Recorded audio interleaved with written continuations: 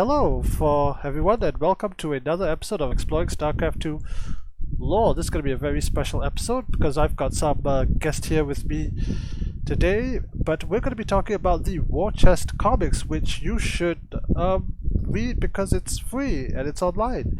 But before we get into let's talk to our guest. Let's introduce ourselves. Subsourian, tell us about yourself. Hi, I have played a Starcraft once. I'm Subsourian, I run the Starcraft wiki, and I just usually am around to complain about lore, so. And you just got a battle cruiser, I saw. Carrier, but I got the, I collect Starcraft merch, so cool. I finally have the last bit of Dark Horse merch they're making. Yeah, you have it up on. The last bit so far. Well, last bit for a while, I expect, but we'll see. Alright. And who's the other fine gentleman beside me, kind of? What? I am HyperTurtle. I run Minnesota Barcraft, and I've been doing some fun stuff, you know, you've been participating in, including like some campaign run-throughs where it's mostly just focused on me and other people just chatting with each other while I struggle my way through the original Brood War campaigns. And I've been posting a bunch of, StarCraft book club stuff on StarCraft Reddit, just looking back on the stuff that got published, of which Shadow Wars actually is one of them. You know, there is a paid version as well that called a trade hardcover. Hey, look at that. There, mine's over there. Okay, you've tempted me. I must get it.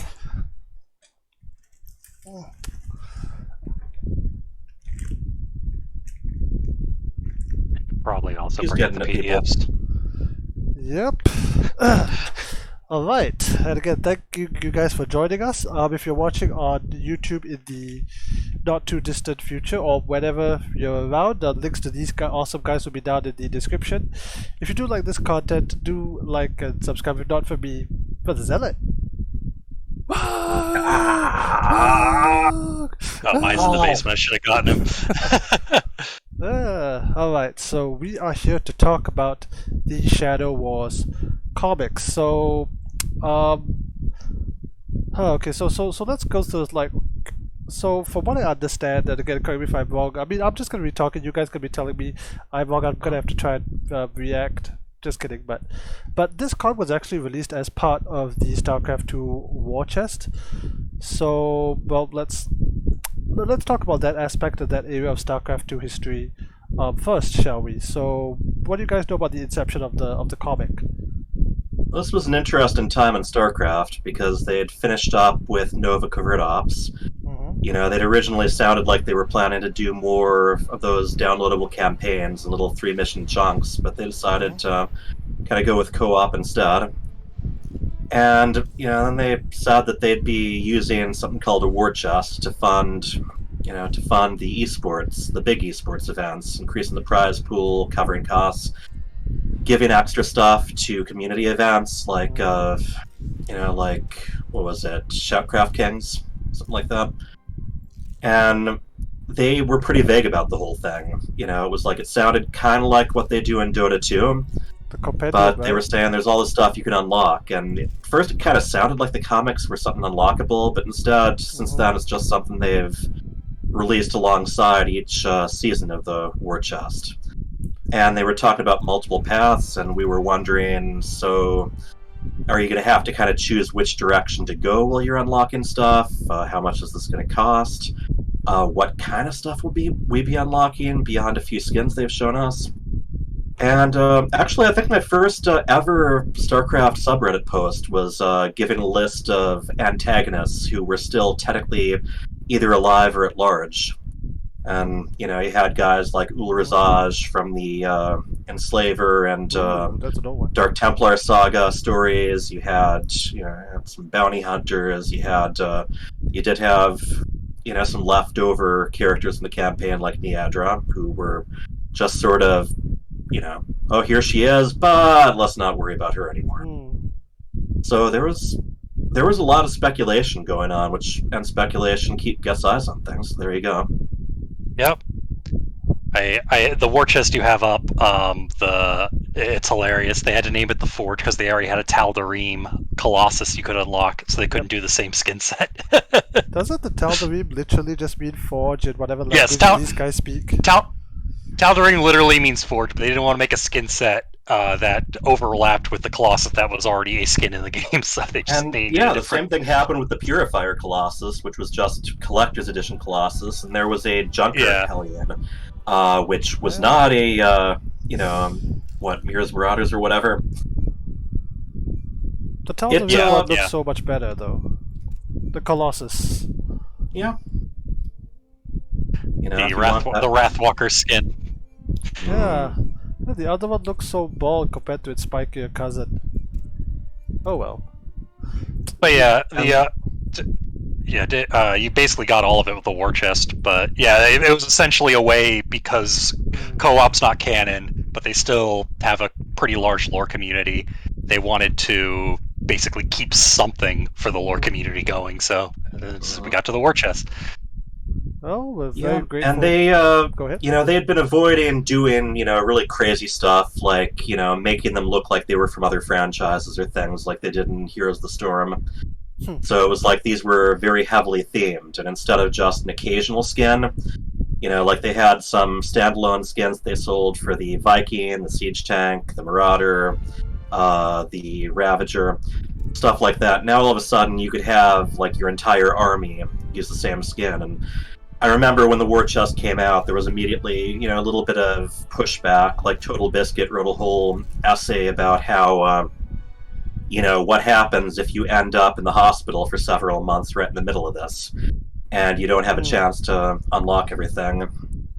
And, one of the guarantees they made, and that they actually held to, was these skins, at least. Not the portraits or sprays or emotes, but all of the skins would be available for sale later.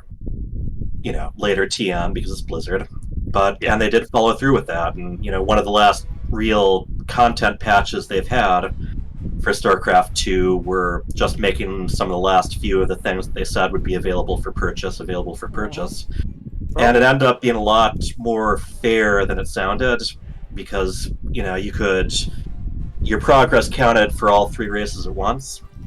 And there were extra bonuses they put in for experience. You could really monopolize the first win of the day for each race. So as far as these kinds of programs went, it was awesome. But then, you had this, the comics, which turned out weren't unlockable. They just kind of posted the chapter on the website alongside each season. That's fine by me. I also liked there was many war chests where they accidentally would just post all 3 at once. I think it happened with Nature. Yeah, and they, Shadow Wars would kind of shift as it went. Like the first 3 chapters were just 6 pages, including the cover and the and credits, I think. Yep. We'll get there real soon. Oh, okay. Yep. No worries about that. Okay, so we could spend like this entire episode talking about the skin Subsourian. If I bring up the Ehad V, ooh boy, we ain't got no time for no war chest. Those are interesting. Yep. Can we talk about the author quick? Yes, we can. Alright, so going into the author, let's actually jump in here because I need to full screen this. And another thing I'll just add was, this was kind of right at the beginning of Blizzard, sort of doing a lot more lore outside of their games. Like, you had comic books, you had digital comics and short stories before, but they were getting a lot more dominant. Like, even in Overwatch, you didn't really have a lot of story in-game. You had these videos they'd post on YouTube, you had these comics, you had short stories. You had these team games where it was tricky to really move the story along within games, so digital comics and YouTube videos, they were getting to be a big way that they were focused on to try to add lore in the first place. Yep. Where'd my screen go? Holy crud. Hold on, sorry, technical difficulties. Why is the screen black? I don't know, I'd have to go on stream Chuck. What did I do? No, all my hard worked visuals! Oh, okay, we're back. So, sorry about that, but I did not want to... I have casted the entire replay and realized I did not switch the screens once. Oops. Sometimes my friends still make fun of me for that. Streaming, ladies and gentlemen, is a lot harder than it sounds. 2 streams ago for me, I didn't have any audio input turned on at all for the entire stream, so it gave us an excuse to go back to those missions and play them in Starcraft cartooned instead. So you make lemonade out of lemons. Yep. That's what you do. Okay, you want to talk about the author specifically? Oh yeah, definitely. At the time, Valerie Watrous, she later changed her name to Valerie Chu. Here she is. And her yeah. No, I have a LinkedIn page up since that wasn't too hard to find. Nope. Yep, go ahead. Yeah, she is one of the few, really StarCraft-related people, big StarCraft names who's still at Blizzard. I mean, even her husband left. He was a writer for Overwatch. But she had, worked a bit on Legacy of the Void, and she'd been the main face behind Nova Covert Ops. So she'd be the one who was up on the stage talking about the stuff. She was the lore person, because, Chris Metzen and others had moved on to other projects. And eventually, after Shadow Wars, she did too. She's been, she did a digital comic series for Heroes of the Storm. She did some scripting for some of the Overwatch videos and for some of the promotions in Hearthstone. And I've noticed that she seems to be the first person they go to anytime they need dialogue for women. She's one of the people they trust to actually write a female character like she's actually a real person. It's the impression I get anyway. But, Jaina Proudmoore, Diva, Orphea, I think. Is Orphea the original character from Heroes of the Storm? She's one of the two, yes. Yeah. Her and Kiara or something, but yeah, yeah, I don't know how it's pronounced. We're not hot people. I haven't heard enough in-game dialogue.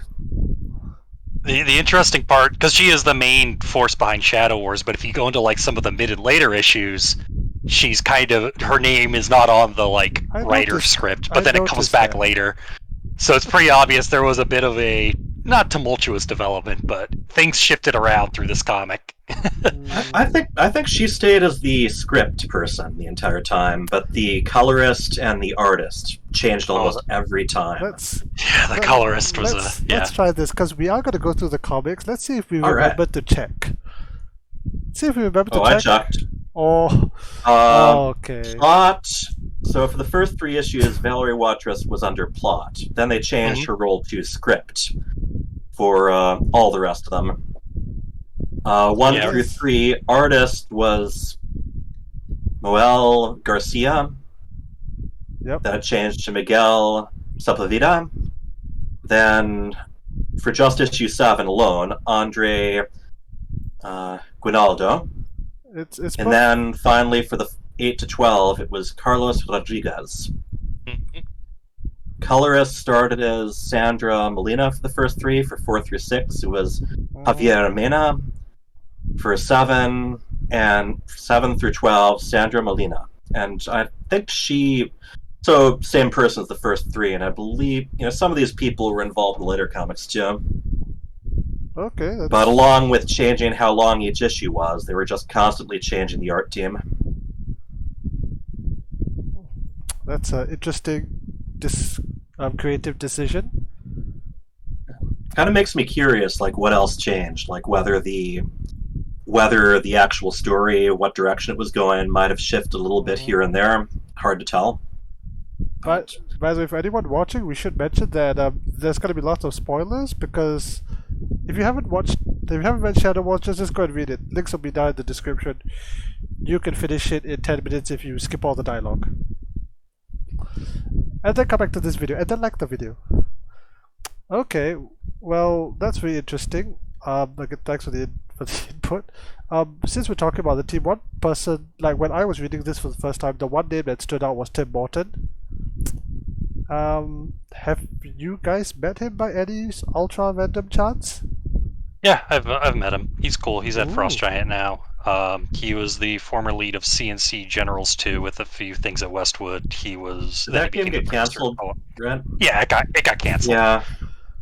I think one of the big reasons he's credited is because he was very much the person behind the war chest to begin with. Yeah. Just cut you off.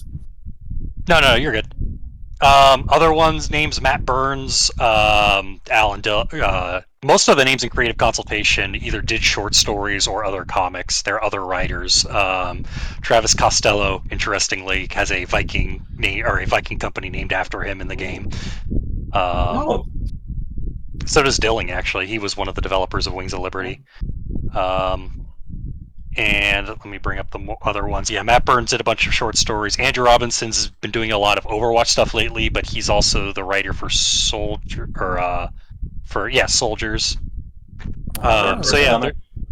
Yep. And there's a lot of different with lore consultation.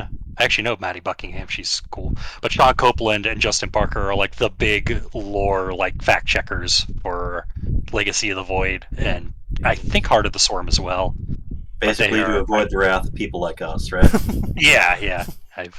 Tim Morton is so important because he was the guy who took over as the lead for StarCraft 2. He was the guy who basically figured out what they'd be doing with co-op commanders. He was the guy that introduced the war chests. He was the guy who introduced free to play.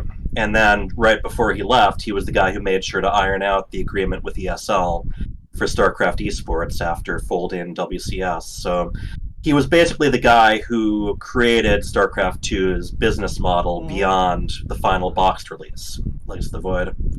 Basically, we have him to thank for everything after Legacy of the Void, right? Since, Covert Ops, Co-op Commanders, the aforementioned war chests, he was the big brains behind all that. Yeah, because StarCraft 2, it was meant as a three release deal. And they didn't really have any plans to monopolize it after that, to add to it. He created an environment, he created a model where StarCraft 2 could support itself, support its own content with enough bucks left over for Blizzard to keep going with that. And you look at something like Diablo 3, they never had that. They had, the Rise of the Necromancer pack, and that was it. They never really had any microtransactions. That was a shame. There's a lot of story we could talk about there. By the way, thank you, Nameless, for the raid. Thanks for popping by and passing me your viewers. Hopefully we'll do them proud, talking about the nerdiest of nerd stuff. Okay, but back to the back to the show. Yeah, so all the best to Tim Morton. He started a company called Frost Giant. There'll be a link down in the description. Go and follow them. They said that they're going to be creating the next big RTS. Can you just feel this? Half of the people down here are, the majority of the people down here are ex-Blizzard, and we'll be following closely on their progress. Hopefully they'll make a good RTS. Yeah. They're planning to give a basic announcement of it later this year, where they'll finally reveal the name and a little bit of what it's going to be about and look like. By the way, absolutely as a fun fact, the logo was actually drawn by the same person who drew this guy. Jonathan Carbot Burton. Yep, the one that played the bot. Alright, so that is the nature of everything on this page. Before we get into here, I was figuring that... Oh, no, let's not go there yet. Okay, so let's get into the nitty-gritty of the story, and let's set the stage, because this is happening after Legacy of the Void, right? After Covert after the epilogue. Yeah, it's after Evolution, so it is 5 years after Legacy, 5 years after Legacy of the Void in past 2511. So there's been a substantial amount of time that's passed. And there's been, the main factions have not gone to war. They've had they had a standoff in Evolution, but obviously, it's not just those factions. There's other factions involved. There's other groups of Terrans and Zerg and Protoss. But then you also, you can't always control everyone under your faction, can you? And it was interesting when they were first announced this. They were talking about conflicts that were sort of building and continuing, and they kind of left it at that. All right, so let's go. Very quickly, faction by faction, and let's see where everybody else is on the page. Since Jim Rader is standing on our left, kind of. So what are the Terrans up to? What is our good Marine boy here doing? What is the state of the Terran domain? Yes, go ahead.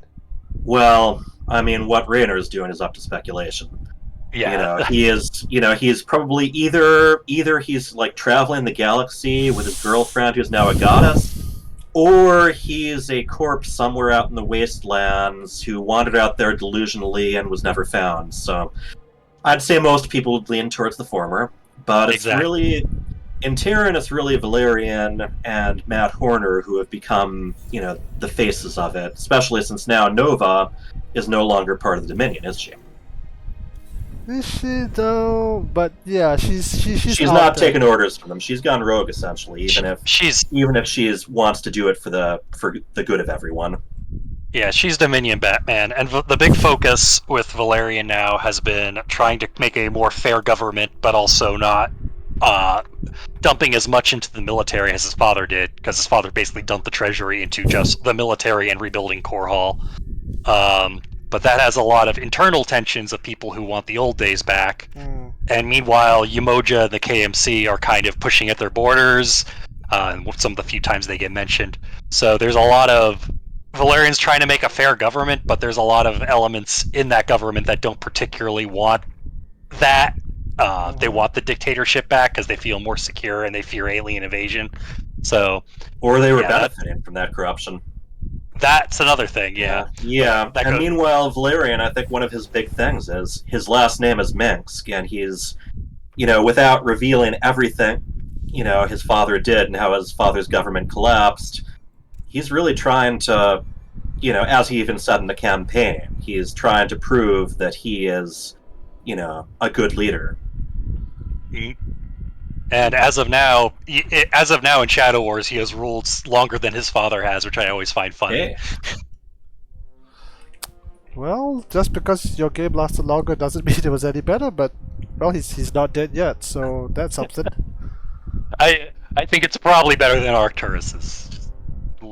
I don't think he has to look over his shoulder nearly as much either. He does not have a Kerrigan out, on another planet gunning for him. Yet. Yeah, Nova took care of the one in Davis. Yeah, okay, so, alright, so that's Jimmy Boy. Let's talk about the Zerg. So, this is interesting because they've also gone through a major leadership change from StarCraft 1 to Brood War to StarCraft Wings of Liberty, Heart of the Swarm, and now we are in post-Legacy of the Void. So, how are our space bugs doing? Yeah, unlike the Dominion, you had a leadership change that didn't involve the former person having their head blown up or whatever. Or Kamikaze. Kerrigan had been leading the Swarm. She moved on to bigger things, and I mean, you can debate all day about whether that was a reward for all the terrible things she did or whether it was more of a penance that she was serving to basically make up for it all. But as she moved on, she said, "Okay, Zagara, you wanted to be in charge. You're in charge." Official title is Swarm Broodmother. And I love evolution. The kind of Zagara actually like trying to play diplomat, which was not what she was created for. And you get to see some really Zergish ways that she's trying to, show off what she's doing, gain support. One of the few ambiguous things in the ending of Legacy of the Void, beyond, Raynor's exact fate, was it had a little bit at the end where it said, now, and by the way, life is kind of springing up in places where there wasn't life before. And it kind of, to me, that implied that, despite saying she wouldn't continue the cycle, that Kerrigan was planning life elsewhere. And in evolution, you see that Zagara is trying to follow her example. It's like Broodmothers seem very influenced by what their previous leader was up to, and she is basically trying to create life on a planet of her own and be a force that mirrors the Xel'Naga instead of just a force that consumes everything. And despite her not really having a good understanding about how to go about it, she is trying, and she even invites Valerian and Artanis over to that planet to show them that this is what we're doing, and it's it's noble. Could you not nuke it? Yeah, for the briefest TLDR of what they've been in. Yeah, that as as mentioned, they were trying to spread life using Xel'Naga essence, trying to make themselves a new Xel'Naga, and Abathur didn't like that, so he tried to start a false flag operation, and now he's in Zerg jail. So yeah, so even with the control Zagara has over the swarm, it's not overmind level control. There's stuff happening under her nose. Will come up in this book. this squishy boy here tried to pull a fast one. But naturally, Zagara and Abathur, they're both co-op commanders, so you wouldn't want to have a novel end with one of them getting killed. So she just kind of put him back in his place, right? Yeah, you can't really kill major characters. Yeah, we can't have dead people being co-op commanders now, can we? That would be bad. Not until much later. At the time, of Shadow Wars, they had the rule no dead co-op commanders, and then they decided this mode isn't canon. Why are we holding to this? Yeah, let's free up the reins a little bit and go crazy. In the ultimate what if scenario. The ultimate what if scenario, I believe the way Carbot put it was, what if they were all friends, but not really. what they already. But yeah, I'm glad they did that. Tychus is so much fun to play. Okay, so those are the Terrans. Let's talk about Protoss. The other race is Protoss. Alright, so what's Artie Boy up to? How did the reclamation of Ire go? Better on the second try than the first one. That's true. Yeah, they got the Ire back. The issue now is they did it at the cost of the Kala and their caste system. So now there's just a depressive funk. The Kalai are just looking internally to try to find what to do with themselves now that they've lost basically like one of their senses and their connection to their fellow man or fellow Protoss. Meanwhile, there's tensions with the Nerazim, who now the Kalai are trying to like nostalgically look back on the Golden Age, and the Nerazim are going, wait a second, the Golden Age was when you tried to genocide us. So there is kind of a cultural tension there, which comes up in the Golden Age skin set. Oh yeah.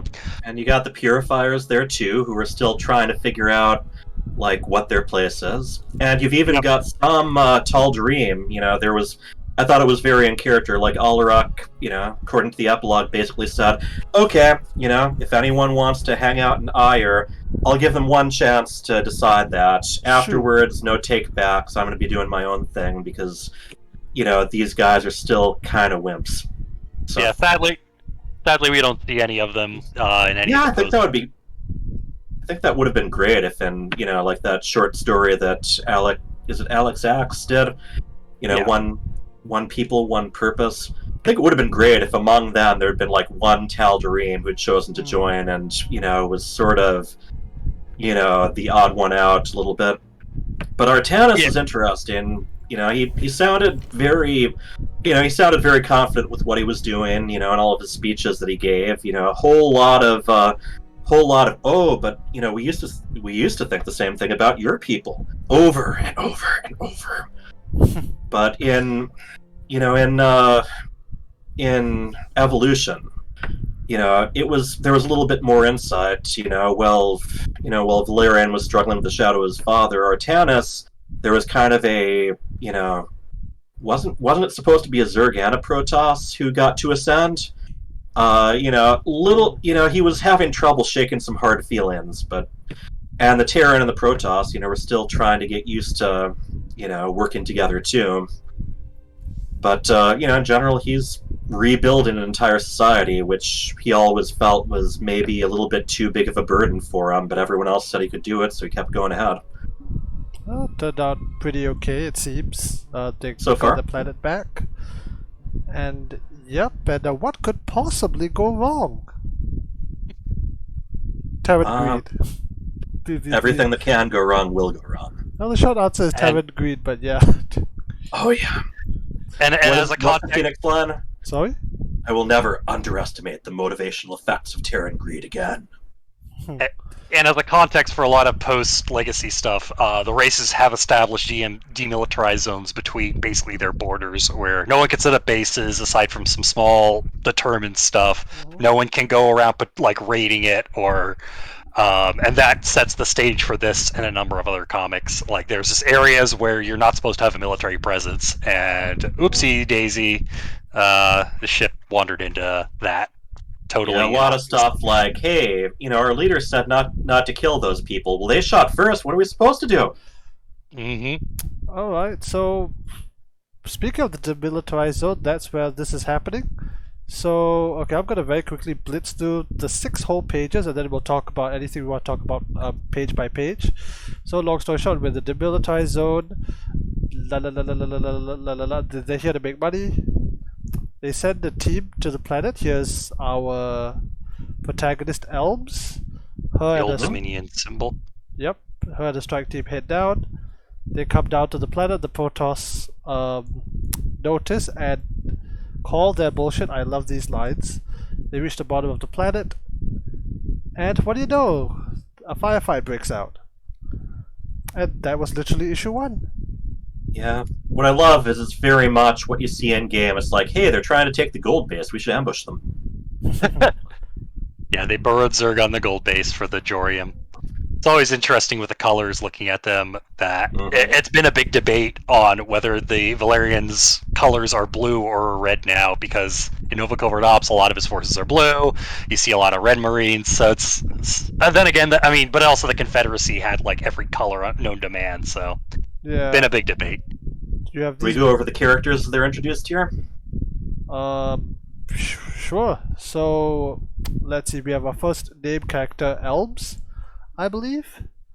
Yeah, Elms. Our hero here, and boy, does she stand out. I mean, in all these extended universe stuff, as well as the main games, you got these psionic Terran female femme fatales, who, these tragic childhoods who can destroy all kinds of things with their minds and wear these incredibly tight ghost environment suits or whatever.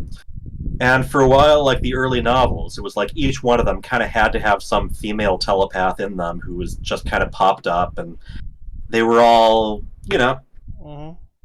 like you'd expect. And Elms is like, okay, here you got this lady who's got a scarred face, a missing arm. I love the line about ghost. What do they call it? Phantom pain.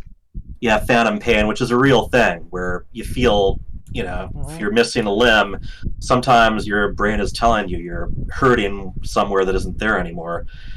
She is very different, and it's like she doesn't really even need like a childhood origin story, because her origin's basically written all over her body now. She is battle scarred, she is all business, she is matter of fact, and I love how much of a departure it is. Also, the female, the leader of the Dominion squad is also a lady. So Nadiri. Yep. And she and Captain Hogarth, who are on the first page, are basically they're in high command, but they're kind of the old corruption of Arcturus that are just using it for their own personal gain, and throwing away lives in order to get their objective. So I do love them. Go ahead. Oh yeah. You love it too? Yeah. It's like, I'm sure we're pointing at the same thing. Them walking over the Dominion slogan of peace, law, order, while trying to just basically make their wealth.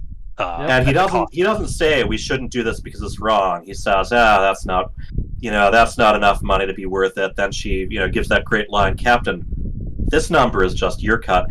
And he gives that expression, where just short of seeing dollar bill signs in his eyes and hearing him make cash or discount sounds when he blinks. It's like, ooh. Yep. Currently obscured by.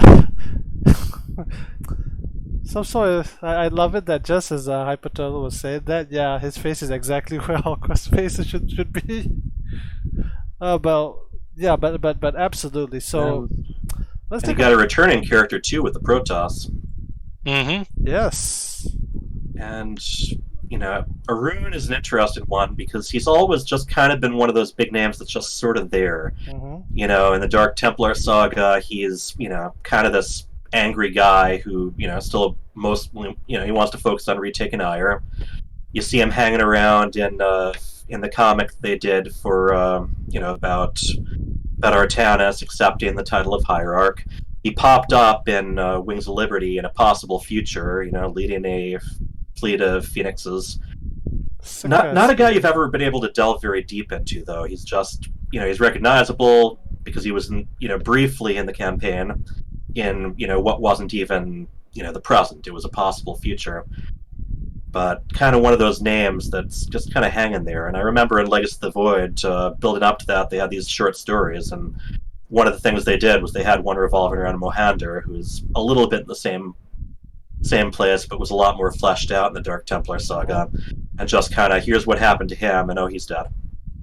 Yep, to pass the torch to Vorzun. Yeah, Arun was always interesting because he's kind of the face of the Great Fleet. He's the leader of the Aruga tribe, who maintains all the Protoss fleets for the Kalai. So, but like I said, he's the one who is the voice for reclaiming Ire at all cost, even when it's kind of a dumb idea and the fleets aren't ready yet. But other than that, he was just kind of a holdover that everyone's like, well, what happened to him? Well, there's hints that Legacy was going to have him turn into a hybrid based on stuff in the editor, but they dropped that. So it's a show up here. So you have just described the perfect Protoss player. We have to go to the Armada. Just F2A move, man. Just carry us. Carry us all the way. Essentially. But he's the voice of the angry Kalai who aren't entirely happy with Artanis. And even after retaking Ire, there's still... I mean, he still has a bit of a chip on his shoulder. He knows his role. He's supposed to be maintaining the peace, but there's, he's not enjoying this situation. He's not enjoying being expected to hold back while these, greedy little worms of Terrans, break the rules, and he isn't. You don't like the Terrans, yep. My favorite thing with the backgrounds, just a kind of small thing I remember. So in the background, there's like a spacescape with a bunch of planets, and they made a banner called the Redstone System that just uses that. So Blizzard accidentally confirmed the system Edina's in, which is the planet this conflict's on. It's just because of a banner. Sure. Well, could be that planet right there, right? Technically speaking, it's far away. It's not that clear. Oh, but it says it's the system that it's in, the Redstone or not Redshift system, which is a map that was made in Starcraft. Oh, I thought you said Redstone from the campaign. No, Redshift. Oh, Redshift. Boy, there's a lot of places and maps that the word red is in. That map with a packed gold base. Oh, that was a wild time in StarCraft 2. That was a wild map. It had a. In fact, let me pull that up because. And there was a blue shift to mirror, to be sort of the alternative to it. Let's talk about this. Let's talk about this map because it goes right into the next section. Like the thing about this map that is absolutely insane to this day is the fact that you spawn here and then you have a goal base at the back, which is directly opposite your opponent.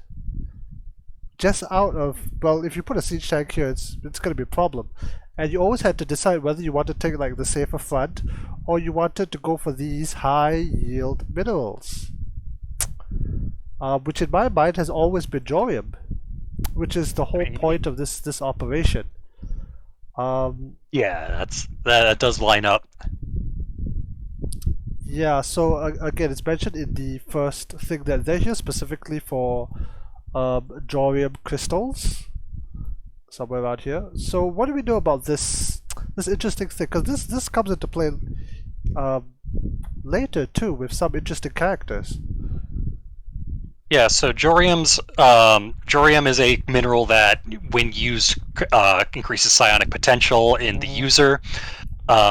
It's most notable because it also stabilizes the effects of terrazine gas, which is what specters use to increase their powers. So when used together, you can create a specter that doesn't go insane unless you're Tosh. Yeah, unless you're Tosh in the initial Spectres, and then you don't use your Jorium, and then start hallucinating your grandmother. Sits around playing with his dolls all day. Yeah, Tosh has some mental damage from not doing that correctly with the Jorium. But it's a very rare mineral, even the Zerg want it, that comes up in Heart of the Swarm. But it's a big deal. That's what you mine on Redstone and Wings of Liberty to help Tosh reactivate the Spectres. So it's a very rare mineral, and it goes for a lot on the black market. It sounds like it's pretty valuable, even if you're not going to do psionic revolutionary stuff. It's worth, if I remember correctly, it's worth, 5 minerals to the standard 3 per pickup? It's, and within the actual gameplay, it's not necessarily worth more total, but you can carry more of it at once, basically. Yeah. So that's why, your mineral count goes up more quickly, but the gold minerals mine out faster, because you're just carrying more of it each time. Unless you're a mule. Yeah. That's one of the cute little caveats. They tried, and they very quickly reverted it. Oh, yeah. Well, you can't have mules only carry what they'd normally carry. But, it doesn't mean, so mules mine it out as quickly as they normally would with the blue ones. I mean, that's why they have to bring SCVs here. You can't just drop a mule. But yeah, a little tip, if you do take a gold base, try to keep using your mules on your normal blue minerals. There's no penalty to it, but if you're going to use the energy, you might as well get full benefit. One thing that's going to come up more looking at the art you're on, though I'm a little behind on the stream, is the Zerg Designs are they vary very wildly. There's like the eyeless roach there, and we're going to get into different ones like the Hydrolisk that shoots the spines on his hand instead of from his torso. There's a lot of little quirks that it's always been a question of, is this canon or is this like an artistic mistake? All right, so moving on with the story. You guys want to add anything for the previous issue? No, I'll say I remember when it came out, and everyone was like, "Wait, that's it? This is 6 pages?" And they had to come out. The day of the first war chest, I was hitting refresh, anytime I could at work. Doing the online payment to buy, the war chest was like $10 each or $25 for all 3, so you get a $5 discount. I couldn't wait. Then I got on the light rail train on the way home. Immediately opened this, flip, and I guess I wait another month. Yep. So they immediately acknowledged those complaints too, and said that the next round of them would be twice as long. Well, nope, still 6 pages, but you gotta do what you gotta do. No, the next round of them. These 3 had already been. Yeah, they'd already finished these 3. Yep. I don't think they'd started on the next 3 yet. If you want to see my reaction, I was reading these like on my YouTube channel live, and you can see it's like, wait, that's it. But yeah, well, let's get to the next 6 pages quickly, because there's a bit more. We start right up with another familiar character, don't we? Yes, we do. So we start with, actually, let's take this format instead. So you start with what's essentially a flashback. So you have the Queen of Blades, and then you have none other than Yadra. The panel that started a million lore debates, but I'll get into that later. Yeah, so this is basically a recap. And in the middle of the fight, she actually puts this larvae into the captain. The captain immediately, hightails... Nadiri, yeah. Yep. Immediately hightails it off and gets shot at the Protoss. By the Protoss, probably an interceptor because of this beam, and just like that, the comic ends again 6 pages in. Yeah. All right, so let's get to here. I remember a lot of people, when they were building up to Legacy of the Void, a lot of people were curious what was going on with Niadra. She got put on that ship, the Protoss ship. She killed everyone, and then just kind of was left alone there with the brood she created herself. A lot of people. Go ahead. Apologies. Yeah, a lot of people were positive there'd be a mission where you were like taking that ship back or something, right? Yeah, back when they announced that Shakuris was going to get invaded by the Zerg, people were convinced that it was going to be Niadra finally got there and has launched her invasion, or got corrupted by Amon and is now like part of that invasion fleet. Instead, they went with a warp gate, which actually I like a little more for other reasons. But then everyone's like, okay, what's with Niadra then? So this comic kind of explains that. So they knew people were asking, and how I mentioned that Zagara was sort of following Kerrigan's example when she turned into a Zelnaga. You got Niadra here, who is following Kerrigan's example the last time she heard from her. She said, destroy all the Protoss, and she's taking that to the full literal level. And another thing I love is, she's immediately following, like, tactics from before, too. Like, Niadra was created when Kerrigan put a parasite into a Protoss and got it on that ship. She's using the same technique on this Terran host. And she's also talking about trying to get a nice, female Terran psionic under her control, like the Overmind was obsessed with looking. So she seems very influenced by previous orders the Zerg have gotten. Yeah, that's always the interesting thing, is she is trying to because the initial plan for Kerrigan was first as a super weapon to fight the Protoss, and then also Amon. But Niadra is mirroring that plan just by going, okay, well, if I'm going to fight the Protoss, I can go back to basics and get a super powerful psionic human. So if you go to the first page, that first panel, oh boy. So, yeah, the fact it's infested Kerrigan there means that it has to be primal Kerrigan, especially because it's purple, which means that the order, based on this comic, for Heart of the Swarm has to be Char first, Xeris, then Kaldir, which that raises a bunch of other issues, because wait, you have Hydrolisks and Roaches that absorb on Xeris, you have them in the cinematics, how does that work? So there's a ton of debates, because that's so far the most cemented order we've gotten from Heart of the Swarm, is this panel showing infested Kerrigan created Niadra, but it doesn't make a ton of sense with the more logical path, in my opinion, of Char, Xeris, Kaldir. It kind of shows how messy it is to even be able to choose the order of the missions, whereas Wings of Liberty, there was so much more flexibility. And from there, you already got the weirdness of, why does the Dominion have the Thor, which Swan was supposed to have invented him, and you try to just because Swan never invented it, because they messed that up too. that was messed up even before Wings of Liberty with the Frontline comics. So yep, it's already tricky, but I'm sure most people don't even think about it. But then there's people like us. No, we do. Isn't it possible? And again, I like people like us, because I'm gonna attempt to justify. Is it possible, given that Niadra was a larvae, that this is just how she sees Kerrigan? Maybe, but it's like, how would she know, basically, if she wasn't infested? Also, the purple tones kind of imply it's primal, which is like, is that how you see Kerrigan? Because she never existed, and that in your lifetime is that? It's hard to say. There's speculation. Yeah, Kerrigan was guiding her through that ship. It's like she's given orders that entire mission about what she should be doing, but then once she starts to accomplish that, Kerrigan just goes radio silent, and that's it. And Niadra is left with her purpose being the last thing she heard, basically. It's always been a debate, because Kerrigan's whole goal was unite the broodmothers. So why'd you abandon a broodmother?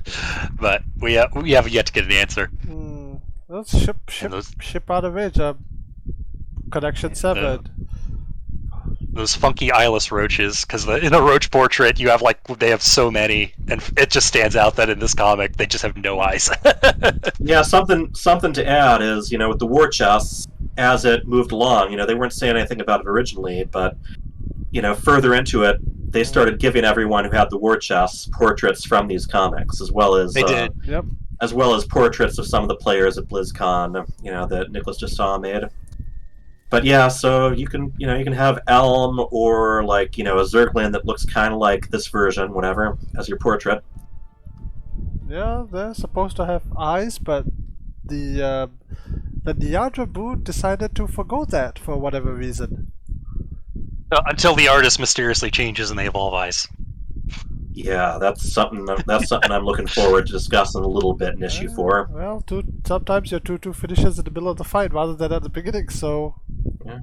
And so you got this bit at the end, too. It's like, okay, there's a transport with at least one infested Terran on there. We'd better do the Terran a favor and destroy it without explaining ourselves at all.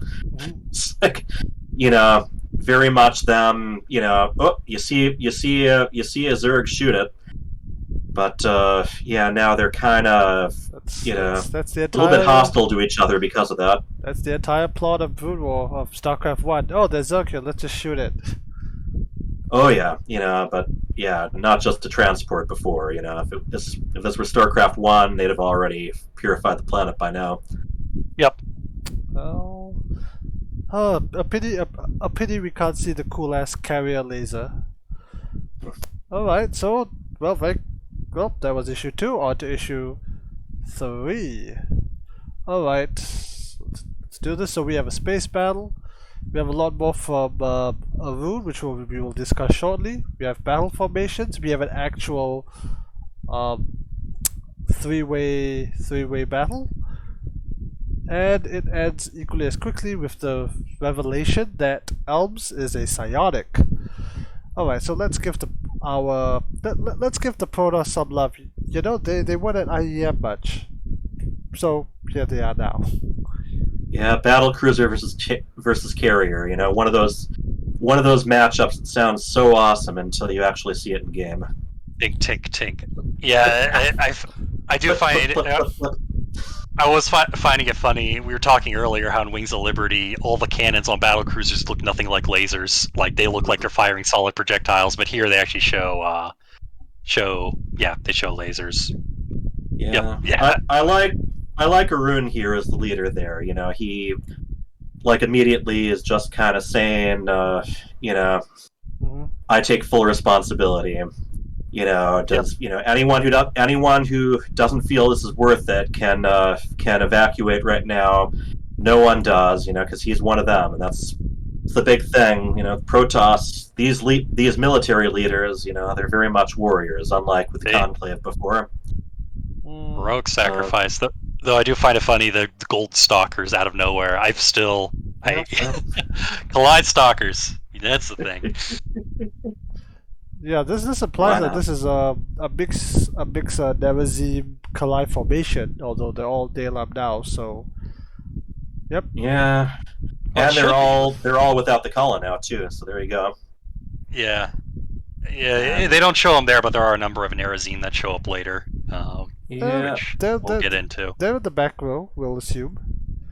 And then, when they get to the planet's surface, they're ready to kind of fight just like they are in space with the Terrans, and Elm just kind of immediately cuts in, correctly analyzes exactly what's going on, points out, all right, I'm pretty sure this was a trap for you, and you've just walked into it. And Arun kind of reacting sort of like a teased kid. It's like, oh, so what? Oh well, then if you're so smart, what do we do? This scene is so weird. It's like a Protoss being sarcastic and arms open, not to try and cut you down, but to almost hug Elms. It's this inferior being lecturing him, and he's still condescending. But the awkward thing is, she's absolutely right, and he realizes that right away. But then kind of the logical thing. Well, I think we either need to work together. What is it? Either find a place to hide or join forces. Those are the options we got. Yep. And Elm's very, very practical, very matter of fact, and of course also not afraid to acknowledge things like, this wasn't my idea coming here, but here we are. Still got to get out of this. I do love Arun's hands in that panel, because Protoss' whole thing is they have gigantic claws and they're just this weird meaty hands. It doesn't even quite have the three. It has the 3-finger, 1-thumb configuration too. It's just funny to me. But basically hit all the points. Arun basically walked into Nedra's hands. I always found it funny how they couldn't necessarily evacuate. I don't know. But I guess their whole thing was, well, we got to stop them here, or else this is going to boil over. Yeah, and later on, he adds to that little bit about why they're still holding their ground too. But that's future issues. Yeah. The other thing, speaking of the getting out, the getting out of there, is that we actually have a warp gate. This was so confusing. The first time I read this, I thought, wait, is this a robo? Why is this so far apart? It's just a rando warp gate, kind of based off of the. So all the design of the ship is based off of mix between the Spear of Adun and Dalam Arc, the Enemy Within designs, and that's kind of like what they took the gate model from Enemy Within for that as a warp gate. But if you notice, the bridge is basically the star map from Legacy of the Void.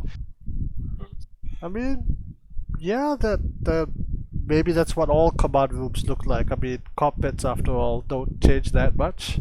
Oh, for sure, but it's interesting to see where a lot of them come from, or where a lot of the designs come from, because we don't get to see the inside of a carrier much. We see plenty of battle cruisers, but not too many carriers.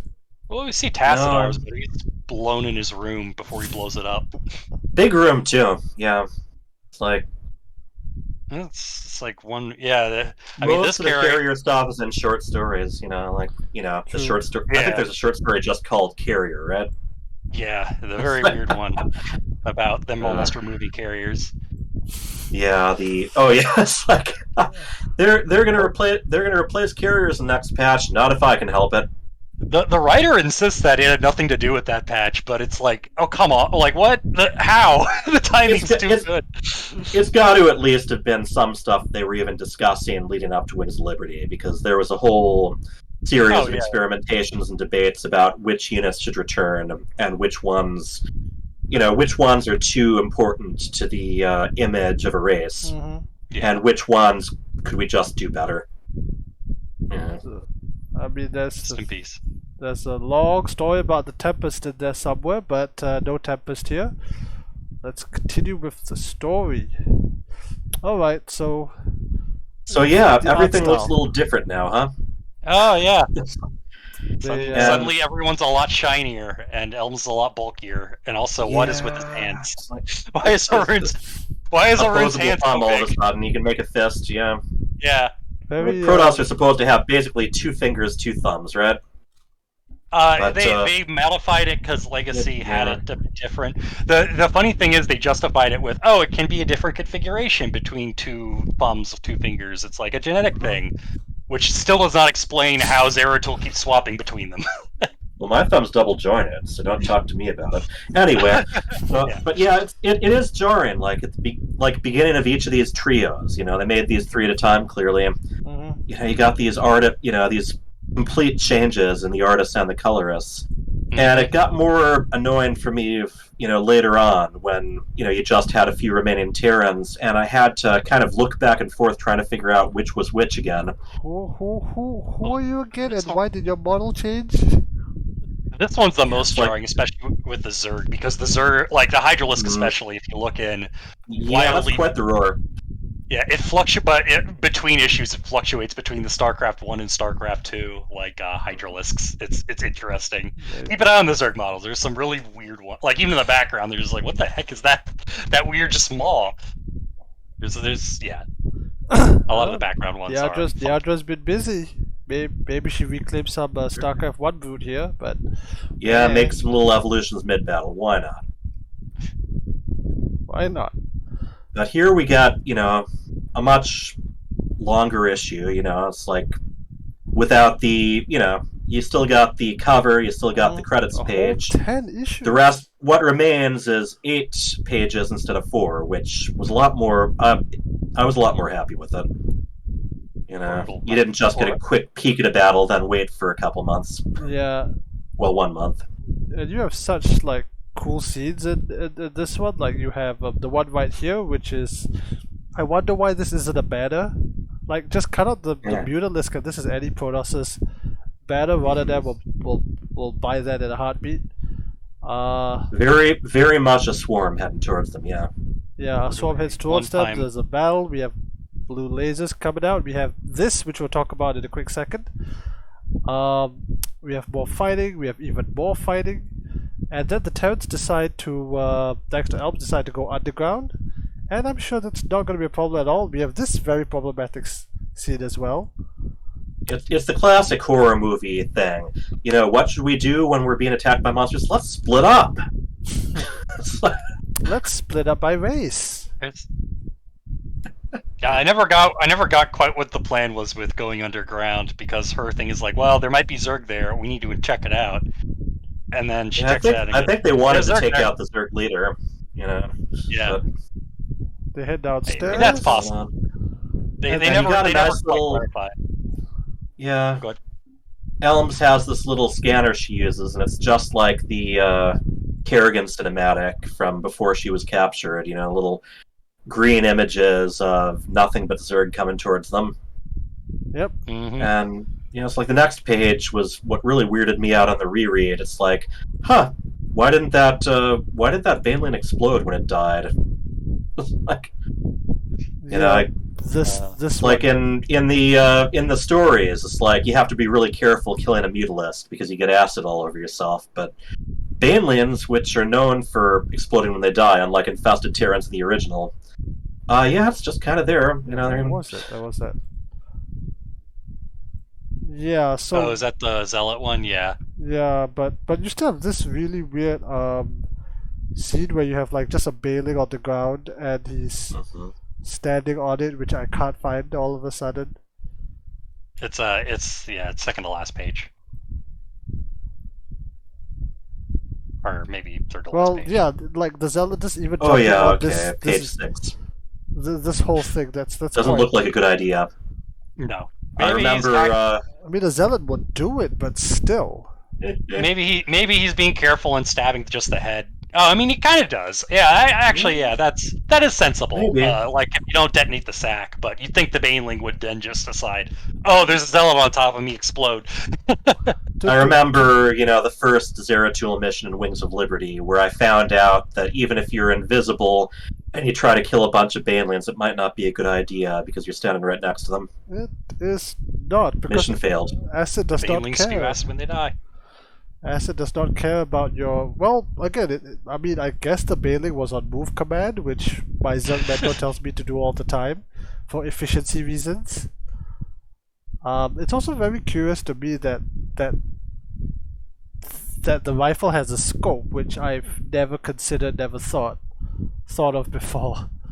They can. Those C-14s are very modifiable. Like, they can get the underbarrel grenade launcher, they can get the bayonet. So scope's pretty reasonable as a... Not really even a scope for, like, sniping one target from a distance. It's more of a broad... A scanner. You know, yeah, it's like an infrared scanner, you know, for the whole battlefield. But more like what you'd think of with, like, a visor, you know? I guess... Yeah, it's very clearly made to evoke the Kerrigan cinematic. I guess that's how you explain that Marines can take down carriers in space. You know, you don't. That's what you do. You don't explain that. Thank you, Shadow of the Zelnog.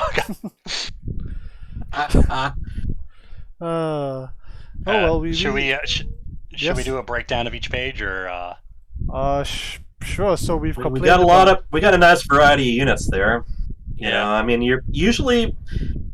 Zerg usually has the fun with, you know, in these stories, they usually have a bunch of different units, but sometimes, you know, you're stuck with just infantry for Terran and a bunch of Zealots and stuff for... Yeah. You know, and so you do just have the Terran infantry, but, you know, over here for the Protoss, you got these Stalkers, you got Phoenixes and Oracles flying in to help. One time Oracles ever appear in, I think, any media, which is pretty cool. Aside from, like, the unit stuff, but, oh gosh, yeah. The next page where the Zealot shooting lasers. That's always been a funky one because pretty sure the lasers are coming from the Stalkers. That's my It's hard to say because what Stalkers? Yeah, I interpreted that too. But like, you have Zealots there's one there holding his arm out, and there's a burst coming from it. So it's really unclear. Like, laser you just sword. take it literally. Yeah, like I'm shooting my psi beams. I mean, Tassadar had a projectile psi blade and Queen of Blades as a whip, but that was always a bit silly and also very fringe. It looks cool. Yeah, it looks cool. The way it's framed, especially, you're looking at it from the swarm point of view, and they're flying right into all these blasts. Yeah, it's harder to really show a melee scene, which in like a zealot wall attacking a Zerg swarm. So I get it. Some more funky. But I do love all the great over-the-shoulder shots you get here from the different perspectives. Very well framed. Yeah, the action in this comic I really like. And there's one in the next page, though I'm a bit behind on the stream, that's caused a good bit of debate. The Hydrolisk, that single-blade Hydrolisk that for some reason shoots the spine from his hand, which is really not how that works. Oh, this one, right? Yeah. Yeah. Is this a Starcraft? This looks like a Starcraft. Yeah, Hydra? it's like a mix of the Starcraft one. So the Starcraft one design has a single blade. And it's I guess she might have reclaimed some. Like there, of course, there could be a ton of diversity. It's just even in the evolution even in the Heart of the Swarm campaign, you do get to choose some variations here and there. But she would have to. Yeah, I can too, except for the funkiness with shooting the spine off the sight from your head. Of course, it's not just the easiest way for the artist to draw it, like a missile. But yeah, just have it come out of the shoulder for no one else. Anyway, it's. Past all this fighting, you got some dialogue then, and basically is Elms, should we just let Elms claim the leadership? Well, don't have much choice. She's the only one who seems to have any idea what's going on or what to do about it. She's the only one that's the Protoss are willing to listen to. There's that too. And first thing she says, I'll let the Protoss know we're leaving. I definitely get the distrust of Mercs, but it's also Mercs are kind of the most generally pound for pound some of the most powerful forces of the sector, just in terms of individuals. More invested on the impression I get is with mercenaries you get more invested in single units rather than spread out among a whole troop. Yeah, and of course they fight for money and their own survival, so there is a good reason to not trust them. And they're wearing a different color.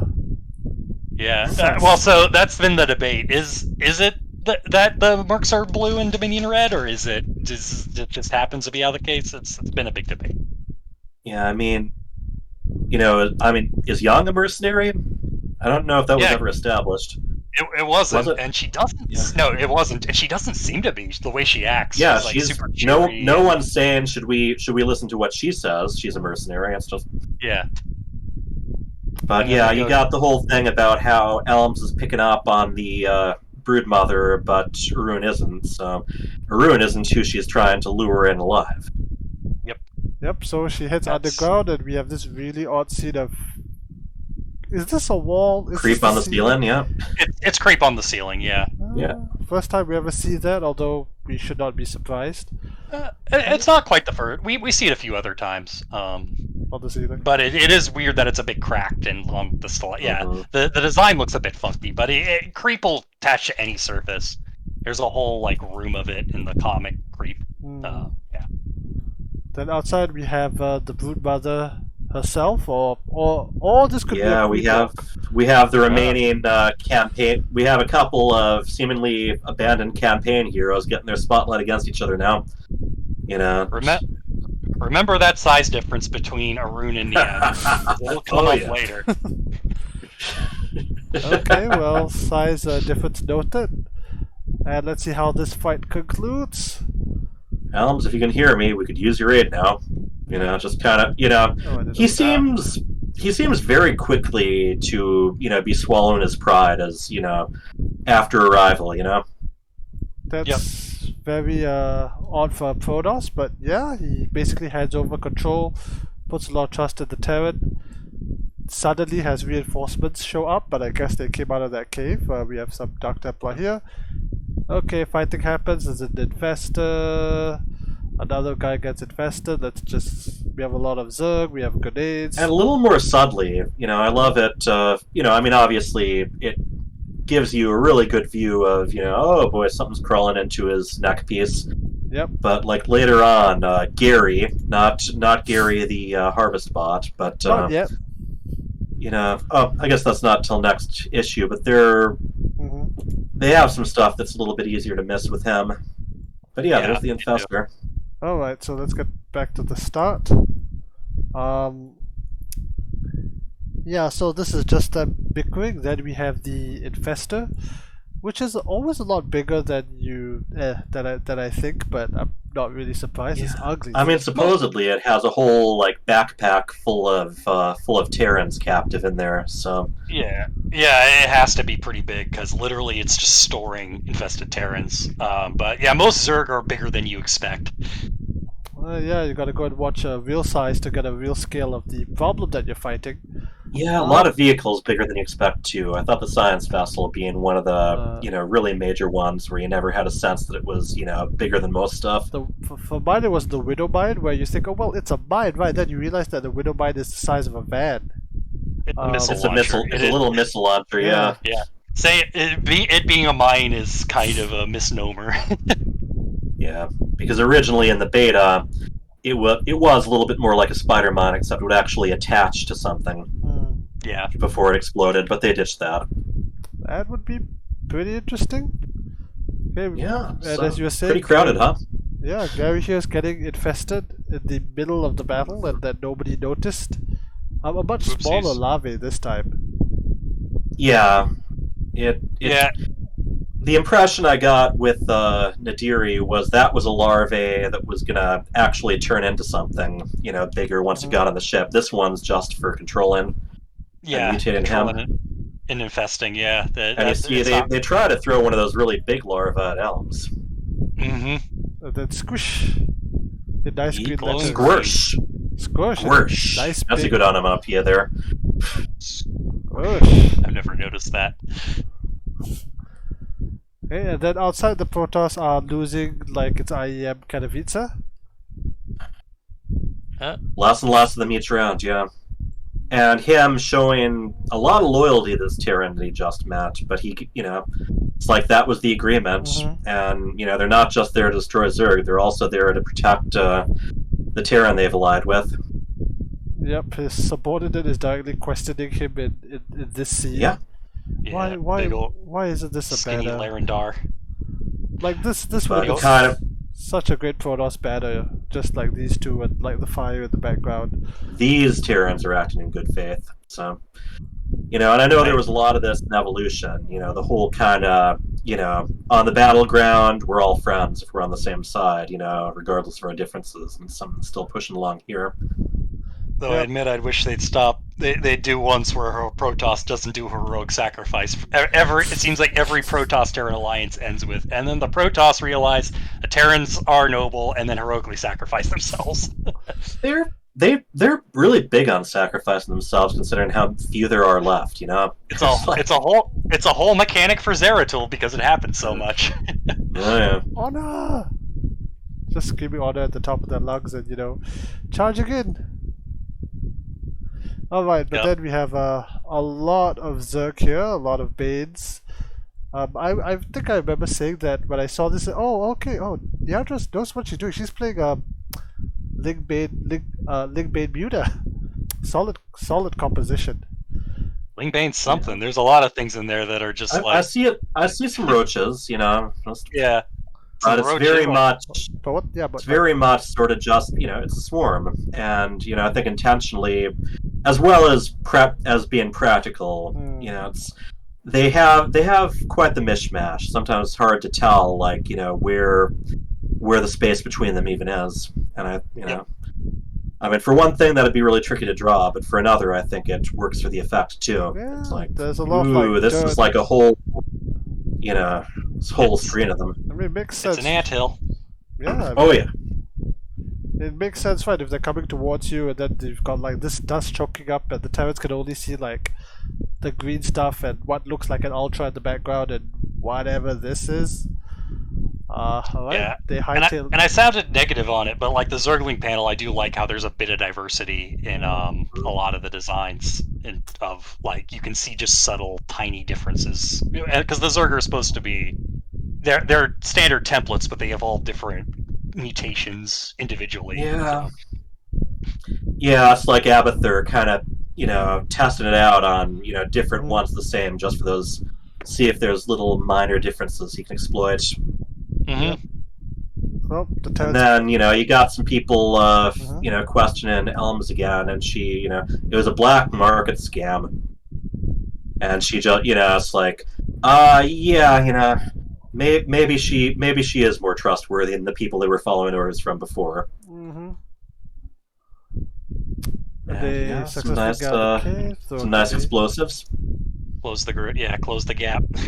If only my Marines had that, might be masters. Not Grandmaster. Gotta rely on your Reapers, man. Yeah, not Grandmaster, because other terrorists would kill me. Alright, we have another battle outside. The Protoss are holding the line valid. It reminds me a lot of those Star Wars movies, starting with Return of the Jedi, where it's just jumping around between, these concurrent fights. Yeah. Though we also, in the next panel, have the Archon Merge, which is another debate because it's a bunch of standard Archons and 2 Dark Templar merged together. And that used to be considered, well, okay, that might just be a gameplay thing, that 2 Dark Templars make a normal Archon. But no, here it's just 2 Dark Templars making a normal Archon and not a Dark Archon. So it's been one of those things where now it's canon. Yeah. I like how it fits the lore, though, because in the lore, Archons can't actually survive long. So it is, anytime you're creating Archons or, Dark Archons or normal ones, it's very much supposed to be a last resort thing. Oh, and yeah, boy, definitely. they're in that situation right now, aren't they? Yeah, it fits the situation for sure. Subsourian, you're just saying that they're all about sacrifice. It's literally built into their mechanics as a culture that, as a High Templar, you're expected to sacrifice thyself. Well, you're not expected to, but it's in a desperate situation, because it's not. The Protoss. Yeah, you're a dying race, and you're the best of their psionics, so that's also why Archons have always been funky as a unit, because when you kill a High Templar, it warps away. Quote unquote kill. That's the flash of light. When you make an Archon, you kill 2 High Templar, and you ain't the getting way that. The way I always interpret the whole automated warp thing is they take, fatal or near fatal damage is I kind of assume a lot of them are dead when their bodies show up. And we know a lot of them are completely crippled and have to be basically put back together in dragoons and stuff. Well, for the sake of story, a lot of them, the warp stone failed, or we have to take it out. It's just to build dramatic tension. Like here, the carrier goes away, so they can't warp back. I just picture a lot of corpses, kind of showing up among the injured. But they've never really gone into that and looked into it deeply. But yes, the reason why it's sort of disappearing in a flash of blue light is, they're not exploding, they're kind of, automatically warping away. Niedra sure got smaller and a lot more naked for some reason. Oh, yes. And Arun, he knows he's not going to win this. And he's actually, telling them, call your ship, and, also pointing out that, to avoid war and to let everyone know about the threat, we're counting on you to, not just let your people, but my people know. I mean, the purple blood is a nice detail there, though. I do like that. Oh, boy, yeah, makes me very hungry for peanut butter and jelly. But, yes, it's a nice little cliffhanger. It's like, Protoss are down. What are they going to do now? Well, yep. Now after this, it's TVZ, which is exactly like IEM Katowice 2012. Very quickly. But yeah, I mean, your whole point about the self-sacrifice, it's literally written into the dialogue. They're sacrificing themselves for us. Talk about reinforcing stereotypes. And if you think about the big picture, they're sacrificing themselves for the Terrans. The Terrans can warn the Protoss, so there's a big picture thing here. Why did the carrier leave? Did it leave, or did it get destroyed? It left, because that's how Artanis knows, but they want Elms to leave because now they have the bigger picture, and Elms knows the whole story. The carrier does not. Yeah, the carrier just knows that some Terrans went down there. There were Zerg, but then the Terrans attacked them. So, if anything, rather than getting them prepared for this conflict against Niadra's brood, it could very much just destroy the piece that they've got, and make them even more vulnerable to that attack. Yep. Oh, new art. Again? Not just yet, but still not very consistent. Same artist and colorist, but yeah, he's gone. Armor looks different. You're right. Yeah, now that you pointed out. I love those two. I love the fat Ultralisk. She's got quite the hat. In the background, you can see a really fat Ultralisk fighting an Archon. Legacy of the Void opening? I don't think so. It looks so funny because, like, I know the Archon's supposed to be blasting them, but in this angle, it really looks like a couple of dogs playing with a bone. Yeah, it's like they're tugging on the same rope. I think that's it's like mine. Yep, we have Roach with eyes here again. Right, Elms gets out and the battle cruiser is still in orbit. Yep. A lot of debris there, so that's why I don't know. That's why I might have assumed the carrier got destroyed. That's a terrible. Yeah, but you expect the High Command to believe that the Protoss ship just up and left. I'll put in my resignation before finding that kind of nonsense. We got Terran for sure. Ought to know about the rest. Yep. Then he makes a call. This happens. We have a Roach blasting a Terran. That's exactly how you would expect it to be. Mm-hmm. Yeah, but before that, I think that's just great. It's like, do you have the Jorium that you were supposed to bring? Well, no. Bye. Just hangs up right there. Just doesn't even say you're on your own or anything. Not even worth carrying the conversation on further. And that makes it easy. Click. And that's the kind of leader he is. Just this is just a mess that's left over, and with loose ends on top of that, as we'll get into later. Well, might as well let the Zerg take care of that. Yeah, well, probably the plan. Quick firefight. If we survive, we're going to tell the whole story to UNN. Yep. I'm going to tell on you. Exclusive to Tony Vermillion. Okay, well, look at them. They go back and they run into infestors in the facility. I love it with Gary. It's like the month in between. It's easy to even forget that there was something crawling on his neck, and it's easy to miss that. Seems to have a bit of an ear infection going. He also his eyes are kind of pointing two different directions. If you look kind of closely. Yeah. A little. Yeah. Something's really off with him. You can tell with his face. So and his dialogue too. All of a sudden, he seems really interested in elms, and she doesn't want any of it. Yep. I can look out for elms. It's like me. No need. Me. I'll help the person Neadra wants. Yep, it goes. Yeah, I like that arc. Here, keeps it going. They are making it back to the ship. The pilot is dead, and we actually get to see the medevac cockpit for once. Yeah. It's getting. Yes. Well, we do see it in Heart of the Swarm. It's not a medevac, but dropship. Kerrigan. Yeah, dropship. It's transport. Yeah. Quite different that one from this one, because that one had more of a plane cockpit, right? Where you had the cockpit was really one person, and you just kind of scoot the seat forward. Yeah. And you want to go to stuff that I guess technically don't count as canon. There was always the intro to Starcraft Ghost that they shared, that opening trailer cinematic. That is true, though they did use a lot. That wasn't the cockpit. Like literally, the medevac cinematic model is almost directly taken from Ghost to the point where there's still Lightbringer on the side of it. Yeah, and that whole thing with Notfa and her, those troops, getting sent to that refinery, they had that in Spectres, so I'd say it's canon. Yeah. It's a good indication. That's kind of the way I look at it.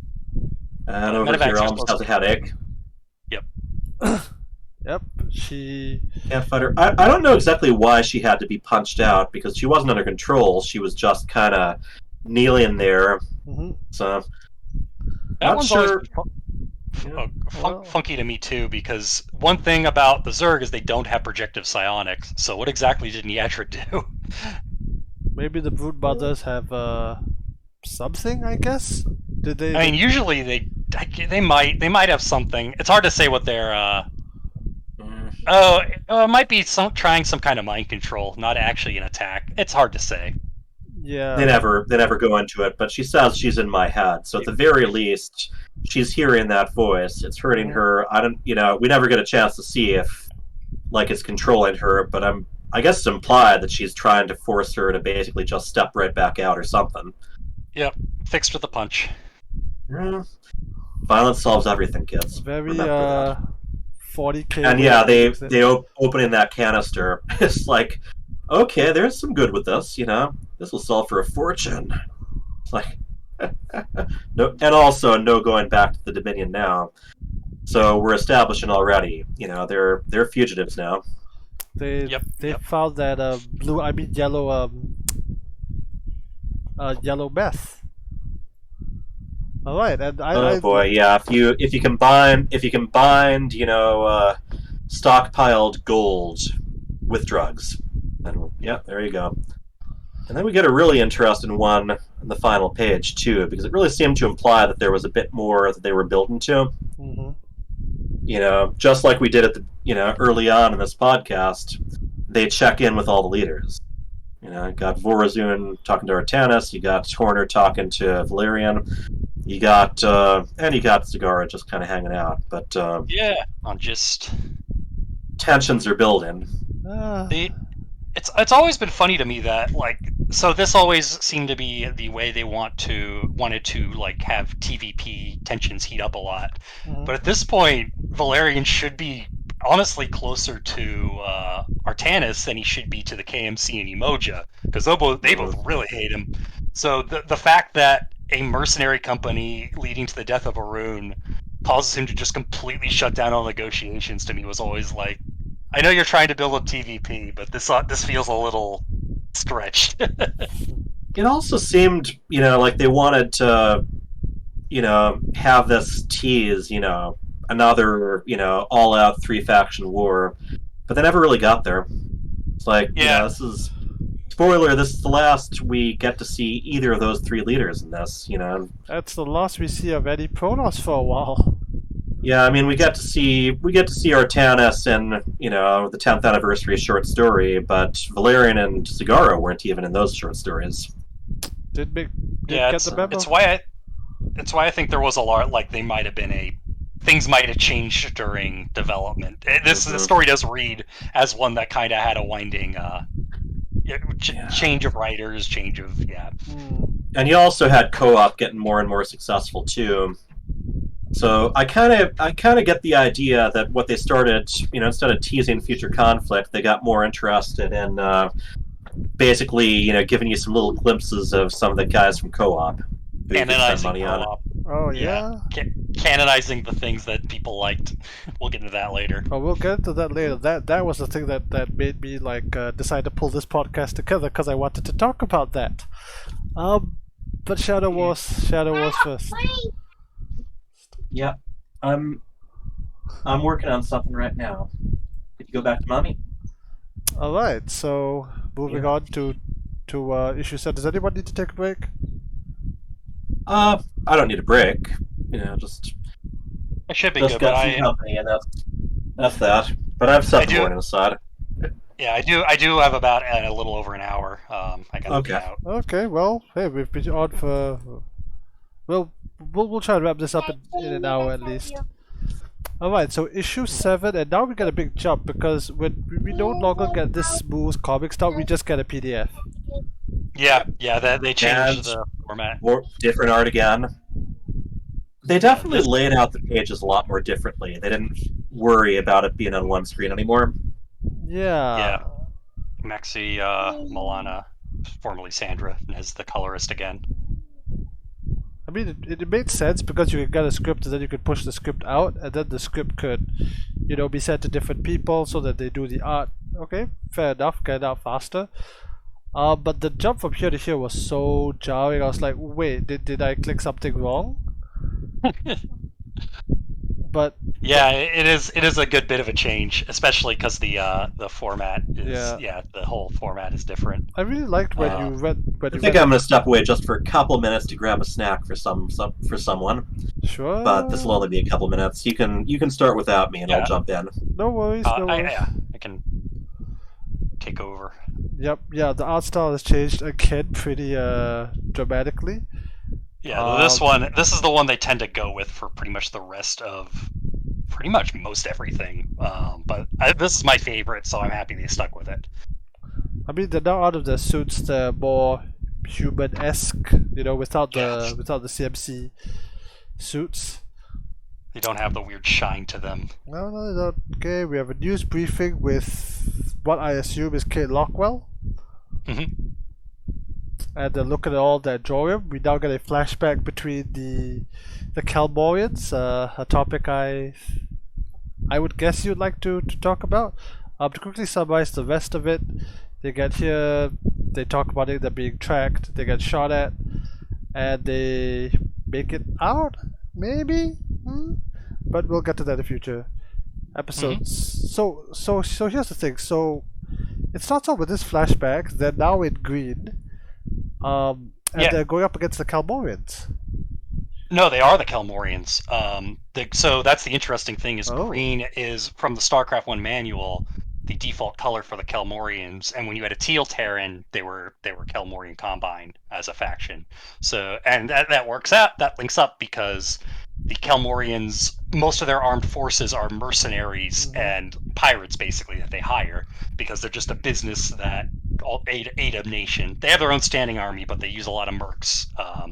So this is Elm's time serving as part of the Calmorians. She's learning lessons. Yeah, and this is the only flashback we get of her. It's not really an origin story. We don't find out how she lost her hand or got those other scars. It's just kind of a quick peek into where her philosophy came from. And it is weird because I always felt like, especially with the redhead merc, they were setting up something. Like they were setting up more of these flashbacks. Maybe how she lost her hand, how she got her outlook of the world, and it just kind of did. I don't know. This is the first of another trio of comics, and they never touched it. And and the two issues after this, where it was still the same, still the same people working on it. Yeah, I don't know. It just always felt like it was leading to something. I mean, this redhead book is quite the character. Like the Marauder gets gunned out and she's smiling away. It's like, oh, okay, well, excellent. Well, yeah, and it's not like she's wishing ill on her other people. She's seeing the bright side in tragedy. Yep. But yeah, that's a very vicious smile she's got. Facial expressions will be a common thing of poking fun at this. Oh yeah. Yeah, but again. And so you get back to the ship too, and it's kind of interesting. Again, you've got to try to catch up with the art style to try to figure out who's who. And you end up with Yang, your I guess vaguely Asian lady who trusts Elms. Contreras, the vaguely Hispanic lady who does not trust her. Then you got you got the black guy who I don't even remember the name of, and then you got the infested guy. So it's Harry. You haven't aside from the fact that one of these ladies kind of likes Elm a lot more than the other. You don't have a lot of character establishment here.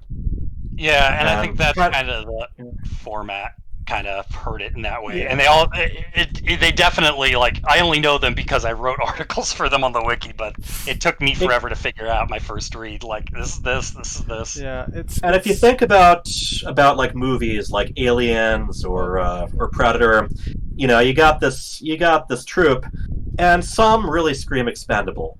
Beyond others. Some seem to have a lot more plot armor, as they'd say. There's the black guy. The black guy. Exactly, credit to Predator, credit to the original Predator movie for having two black guys, who set themselves separate. But yeah, it's diverse, but not very... diverse group, but not very established as far as, who they are, what their values are, what their motivations are. Yeah. And really, it's only the two women who even seem to have something defining them, and that is just how they see Elms. That's about as deep as it goes for them. Yeah, that's the situation at hand, definitely. I mean, it was quite jarring, because again, if you go back to episode 1 with a very different art style even, you went from like this room full of expendable soldiers to a slightly smaller room with a slightly smaller number of expendable Yeah, characters. cockpit changed a lot, didn't it? Mm-hmm. Yeah. And before we had, aside from Elms, we had a Terran leader, up in the battlecruiser, who I guess is popping by again. But you had Zagari, you had Arun. They spent a lot of time establishing characters who now they've basically left behind. Now it's all about the Terrans. Literally left behind and are flying away on afterburners. Oh, yes. Now it's on a Merc story as opposed to a 3-faction story. It switches very hard to this very Terran story, which the jump and was keeping with the trend. Every single freaking battlecruiser is Behemoth class, which I always find funny. Every single one. Yeah. That's the recognizable one. It's supposed to be outdated. Anyway. This is a franchise where people on those battle cruisers have old-fashioned clocks and pistols. I know, but it's just funny. Yeah, I know. Starcraft pushes the Minotaur so much, and then because the Hyperion is the symbol of the series, they're like, everything's a behemoth. I mean, doesn't the U.S. Navy have ships that were in active service since World War II? Now? No, yeah, but this is like if the U.S. Navy had all of their active ships from before World War II. Maybe somebody clearly didn't want to write off the assets then. No, because the Hyperion is the iconic. It's just like if you're playing a StarCraft match, tactically, each Marine should have different decals and different faces and different voices. It's just not practical. So sometimes you go with the models you got. Setting different ships apart from each other isn't as important as setting people apart. You only get different ones when you pay for it with War Chest comics. Well, that's the funny thing is, I always felt like this could tie more into the actual skins of it's cool. Look, it's the thing from the War Chest that you just bought. Yeah. I know when Shadow Wars first started, everyone was like, so are these 3 skins that they just introduced, are those the 3 factions that are going to be fighting? And it wasn't. Absolutely. Yeah, I remember thinking that too, and it's like, okay. Will these skins directly tie into the story? Nah, the story's a bit broader and goes across multiple War Chest releases. There you go. Well, they clearly had something different. I mean, when we eventually get to these Sacred Lands, I really want to get to that, and the nature of the beast, we'll definitely go into that. So now we have a scuffle because they're getting shot at by Vikings. I actually tested it. A medevac with afterburners will eventually outrun a Viking until you reach the end of the map, so I guess this is canon. Alright, next issue.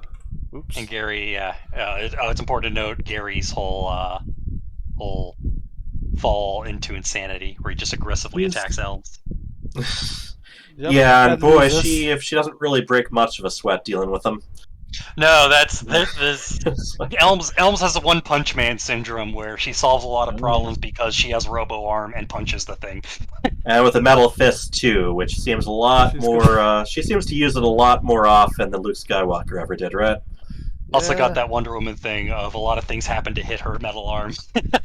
Oh yeah, that too. It's called. It's called plot. I'm watching The Mandalorian. It's called plot armor. It's called plot armor everywhere, and even in inbuilt plot armor. Plot arm. Okay, yeah, I get it. Yeah. I get it now. But all right. Tell you what. For this comic, should we just go page by page, or do you want me to just speed run the comic and then we jump back? Might be good to go page by page. I think it's a little more stable of a format. Page by page, not panel by panel, but. Yeah. All right, let's go there. So we have the opening, which has a lot of symbols. Yeah, Mira's Marauders, the War Pigs. Came second in the War Chest Team League. Yep. Though if you if you look down at one of the background characters, it's a purple specter, and it's been long debated because they're introducing a lot of different characters that might be Nux from Tychus and Co-op. But this was around the same time that Tychus got added. Yeah, but it's impossible with his own Heaven's Devils mercenaries. Yeah. Yep. But then they made a portrait of this specific Merc because it's important, and it just says Merc. So it's like, well, now you're just teasing us. Yeah. Love the poster of Valerian with the sight set on him. Yep. You think Mercs wouldn't care that much? I mean, Valerian's worked with Mercs before, but maybe there's a price in the corner that's obscured by that guy's shoulder. Who knows? But True. out of symbols, what you see a lot of all of a sudden is this dagger with the circle and a bunch of stars around it. Yeah. And I don't know if they ever really go into that, aside from the fact that Sykes here, from Tychus's Heaven's Devils group, is tied to it. Yeah, they hint that it's his group because it's the one on everyone's shoulders. They don't say what it is or anything, but it's a nice little one on his inner forearm, tattooed. But yeah, it's not it's not subtle. It's like everyone connected to him very proudly displays it. Yeah, but they never bring it up as like it's the famous Sword Star group. Yeah, it's just a little visual thing. Well, everyone in universe already knows what it is, so why say it, right? Yeah, there's no reason to bring it up, really. And you also have this one I love in the background, which is the Movine with the green background, which is very evocative of that ad in the campaign. Oh, the totally not dated eye pistol ad. that hasn't aged a day since 2010. Not at all. Alright, so let's go to this page. They come up, they bring up the Jorium. Yeah. And they are at Turan. I almost read this as Tuna, but Turan. Duran. No. Alright. Last junction, yeah. And Gary looks kind of a Mos Eisley thing going here, a little hive of scum and villainy, apparently a lot of mercenaries, bounty hunters, whatever there. I am happy they made a new place that wasn't Dead Man's Port as like a mercenary hub, because mercenaries are a massive thing in StarCraft. Like they are there's 3 businesses in the Caprulu sector: mining, killing miners, and hiring people to kill the people killing miners. So and yeah, supposedly they come from everywhere, they're based everywhere. You've even got mercenaries who used to be part of the UED, it's like cool stuff. But yeah, this is their big chance to, show off something, that you can buy.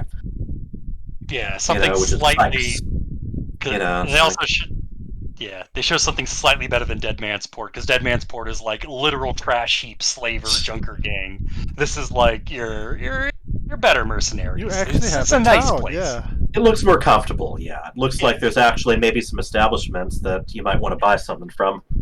There's no little kids running around anywhere. I actually just noticed that now that the little Chinese takeout is from the Nuke Noodles commercial. Oh, I love those little things. Yeah, Raina, so it always confused me. Anti-Valerian, and then on the other side, Rainer's Raiders. I guess certainly it could just be like 2 different political views, but it's two very different ones across from each other. I don't know. With the Valerian thing, I get the impression, that was a normal pro-Valerian poster that got spray painted on a bit.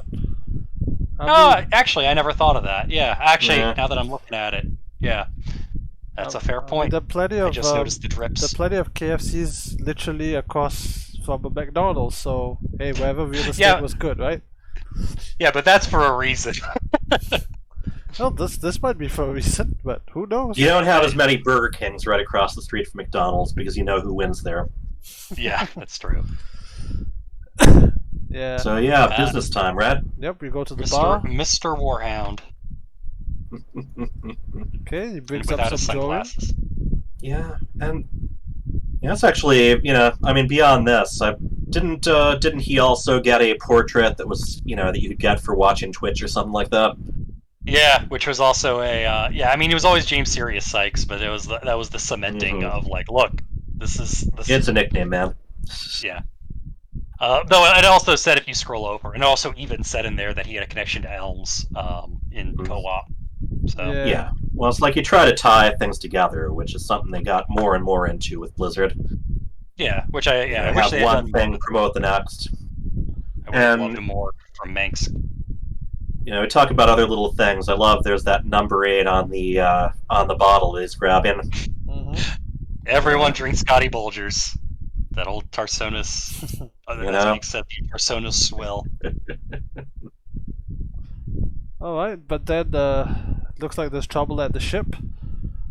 And he just shoots the black guy, which is the first to die. Of course he is. You know, a lot of people died earlier in the series, but yeah, it's like first like, of this bat of the survivors. Like, yeah, Turin, and you know the reader's like, oh no, that guy. Yeah, that I had to like, oh wait, yeah, Turin. I couldn't remember. He's the one I couldn't remember. But he's Yeah, the guy like, who... okay, let's shout his name just to remind everyone he had one, but oh no. the standoff, you know, little subtle communication, you know, giving them a discrepancy that they can latch onto without, you know, straight out warning them. I just remember because it sounds like Duran. Duran, is this one letter? Technically skin color? Yeah, who knows? Maybe it's him in disguise again. Maybe it's a Zelnaga, secret Zelnaga. Secret Zelnaga, scientist ghost. So yeah, in this series of Arc, we definitely get a lot more Terran versus Terran, you know?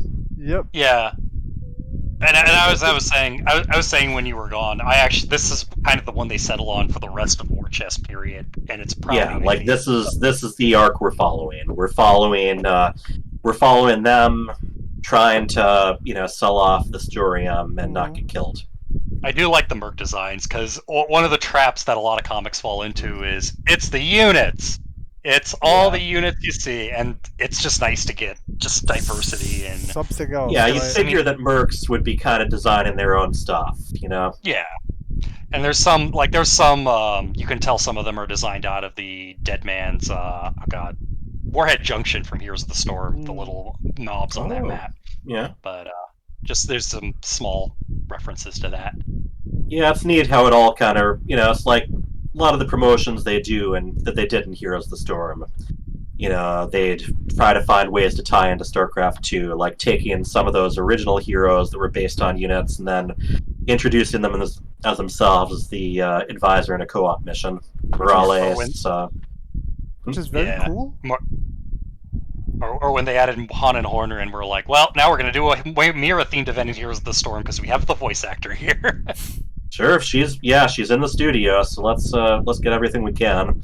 Yeah, and I figure that tied very much into the way they were handling announcers too. Like, you know, I mean, for one thing, bundling an announcer and a co-op commander together, yeah, that's pretty tempting and a good way to get extra. But also, it's like, well, you know, you got the person doing their character lines. Why not have them do both? You know, record both the commander stuff and the announcer stuff, since, you know, we don't know when they're going to be in town again.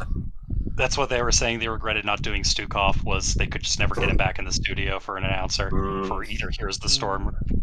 It is funny. Stepman was the same way, where they just had him in the studio because he was doing Battle for Azeroth as the Mechanome leader.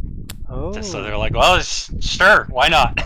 Bring him in for Starcraft. Yeah, it's like these, you know, obviously, you know, very few of the voice actors actually worked for Blizzard. Those that were, you know, were developers who had done the voices before and decided to keep doing them. But, you know, you had all these voice actors they contracted, you know, to do this and that. And, you know, Heroes of the Storm, you know, very infamously, you know, Kerrigan ended up being voiced by someone different. And a lot of people aren't even quite sure exactly which voice actors. They've got it narrowed down to like 2 or 3, but...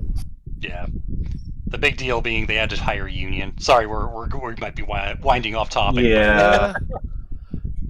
But, you know, it figures in, and all this stuff is supposed... You know, what's the point of these comics? They want people to buy stuff, you know? They want to call attention to these war chests. And while you're at it, why not call attention to co-op, too? That's always been the funny thing, is that seemed to be the intention of it, but the comics never truly do that. Well, like, they a little bit with co-op, but frankly, most people aren't going to notice, aside from us, that like, oh, it's Sykes, he's canon. So I never thought it was by co-op. Yeah. Like, if you look on the Blizzard online store and take a look at Tychus, it doesn't, you know, I don't think it mentions Sykes by name anywhere in the description. No. You literally have to go, and you also literally have to go in and scroll over, like, the picture of Elms to find, or picture of Sykes in the, whatchamacallit, the Joey Ray's bar to find a reference to Elms. It's, like, very hard to find if you're not looking. You know, one thing they've been interested in ever since StarCraft 2 first released is having, you know, kind of dropping in characters like Urun. It's like, if you know, there's no, the average player of the Starcraft 2 Wings of Liberty campaign probably didn't know that Arun and Muhander and Salandis had previously appeared in the books, Oh, yeah, not. It was just, a nice little wink, and, all the way through Nova Covert Ops with Delta showing up. Oh, that was always something I've respected StarCraft more than pretty much any Blizzard franchise, where they've done the perfect balance of the books are rewarding to read and give you a lot more context for the characters, introduce characters that come in the games, but they're never required reading. Like, you don't... Yeah. Flashpoint like in kind World of of Warcraft, yeah. Like Cataclysm, yeah. World of Warcraft, on the other hand. Flashpoint straddled it, but I think most part you don't need it. Yeah, I don't think there was much to miss out on. Just kind of maybe explanations to a couple of little questions that might have crossed your mind. Well, the big one is, why didn't Minx do anything after Char? It's like, there was a gigantic battle over Char. Yeah, and how did Minx end up with the artifact? Yeah. Yeah, what happened to the Keystone? But I love how the people who work on the StarCraft 2 in-game stories will basically give these nice little winks for, hey, you know who this is? You read the books. Yep. Not everyone did, but good for you. Anyway. Yep. Back to the story. So we got some more fighting going on here. Yep. We got Elms has the metal arm. Metal arm beats non-metal arm, and then we have our first real look at Infestation. Well, first hand. Or this version of it, yeah. Well, this version of it, yeah. We've gotten Which some is pretty different horrific than average. It's a larva based. Turns right there in the middle of the firefight, like from the guys vomiting to full-on Infestation, and technically helps because it takes out a few of the guys and just runs off. Buryling. Yeah. Oh, and yeah. This is such a little shot. He looks a bit like, the average infested Terran from the, from the game in StarCraft 2. But he's definitely a lot tougher. He's a lot beefier, and he's got... Well, we'll get into his abilities later. Though I guess I missed it up above. You have the whole thing of, they introduced Sirius. Hi, Sirius. Now he's dead. Bye, Sirius. Yeah. Nice or, and they never really quite confirm it. At the very least, he's really badly injured. They do. He does. That's literally a crack. There's a lot of blood there. Neck. Yeah, and she's on his neck. Usually, when you do a crack on the neck like that, you ain't. Yeah, there's a. And just like Tychus, that doesn't affect that he's in co-op, and also co-op. What's going on there is supposed to take place before here. Yeah. Something I really love. Earlier Elm said she doesn't drink anymore, and after this, she's got the bottle in her hands. This, this isn't normal circumstances. I actually never noticed that. That's a cute little. Yes, and then the Bajorium's starting to enhance her psionics. I'd always thought you had to actually consume it, but apparently just being in proximity to it. I guess that makes sense. These comics, yeah. Yeah. So you assume that they had to ground this up and smoke it? Essentially, that's what they do with Terrazine. Might as well. It would make sense. Well, Terrazine, if you're in proximity to it, you're inhaling some. Yeah, but but it's still going in your body and modifying your brain chemistry. It's like, okay, so to get the powers, we have to lick the rock. Sure, could be a psionic salt or rock salt. Yeah. So it a little bit of killing both at the ship and at the bar. But then, acknowledging right at the end, we've got another problem too. Another big infested problem that will need to be dealt with. But good scenes, a good firefight. Takes quite a few rounds. To be fair, infested Terrans with 3/3. Ooh, that's a hard to kill. Back when that was a thing, yeah, it was kind of an on and off thing. But in Wings of Liberty, the big problem with there were two big problems with Infestor Broodlord. One was that originally fungal growth, there was no animation gap. You cast it, it would immediately go on that area. Number two, at that time, infested Terrans benefited from upgrades, and they took that away for a long time, but then I think they might have brought it back towards the end before they just got rid of infested Terrans completely in multiplayer. They brought it back because I was gonna say the anti-air problem and try to balance Zerg against Skytoss. Back when infestors actually had anything involving infestation. Oh, they still got neuroparasites, which isn't the same. Yeah. That's not infestation. It's kind of close, but no. Well, it works on Protoss. Oh, puppy. Oh, doggo. Yeah. Yeah, he's made it, he's really gotten used to laying around here when I'm either gaming or working. Oh, well, working from home. Alright, we moving on to the next issue? Yep, we're moving on to the next issue. We're gonna try and wrap up soonish. We got 4 more issues and 50 minutes. Yeah. Alright, so she packs up, she leaves. Yeah, using the symbol as her to clean her arm. Yeah, kind of. It's like not quite using as toilet paper, but there is kind of a what she thinks of this guy now. Yep.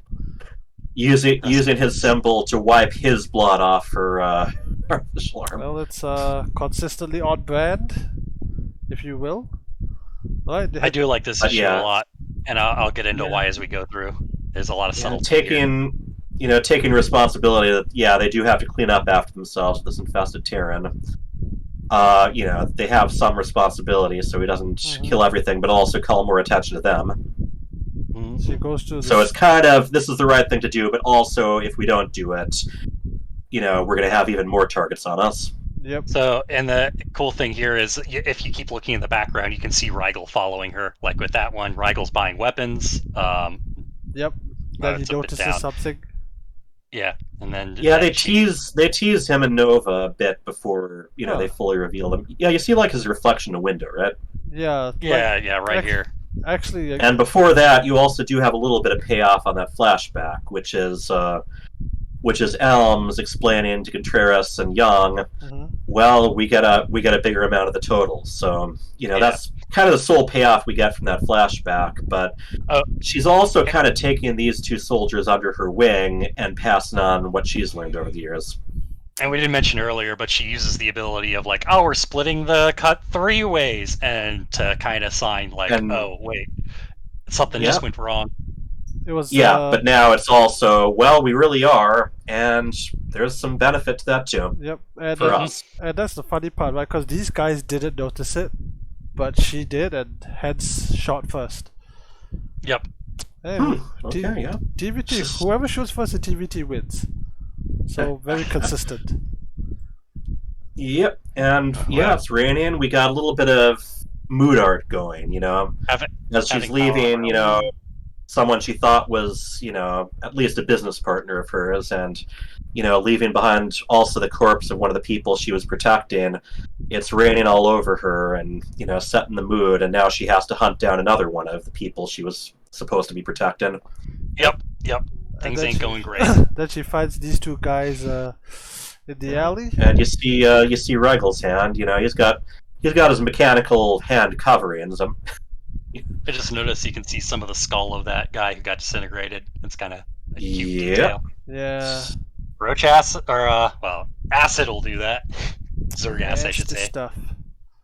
Yep, we got Rigel, and then we have the infested Terran at a bar. And that destroyed Vulture too. I think that's a lovely touch. It's like might have got attacked and crashed into that wall or something. Yeah. Then we have another firefight. He charges at Elms. Attempts to take him out. The infestation made him lose his mustache. The biggest shame of all. It wasn't a very impressive mustache to begin with. That's fair. Yeah, he seems to be relatively bulletproof. But is he fireproof? That's... I guess if you're going to find a flamethrower on the ground, it's going to be in the mercenary port. Yeah, I was just about to ask, why is this flamethrower here? Were they cooking creme brulees in here before this happened? You're in mercenary land. Of course, you're going to find it. Yeah, I think that was what he. I think that's what he had handy. Yeah. You're getting ready for whatever's going to come up. Well, but you look in some of the campaigns, at least in some of the cinematics, you see people having more like fire bats having more luck than Marines, stuff like that. Oh yeah, definitely. And using, like introducing Hellions the first time you're taking on, whole outbreaks of infested Terrans. That's what the zombie maps are the one I go blaze first. Yeah. Cinematically, the role of fire bats is usually to just explode. The storm will rise again, with or without you. And thus ends the Neadra plot. Pretty much. Thus ends, but yeah, they're still at large anyway. Just like that, the Zerg fade from the entire story. Yep. And now we have our boy. I guess so. And we're back to Nova. Boy, just all the stuff, you see his reflection, you see his hand.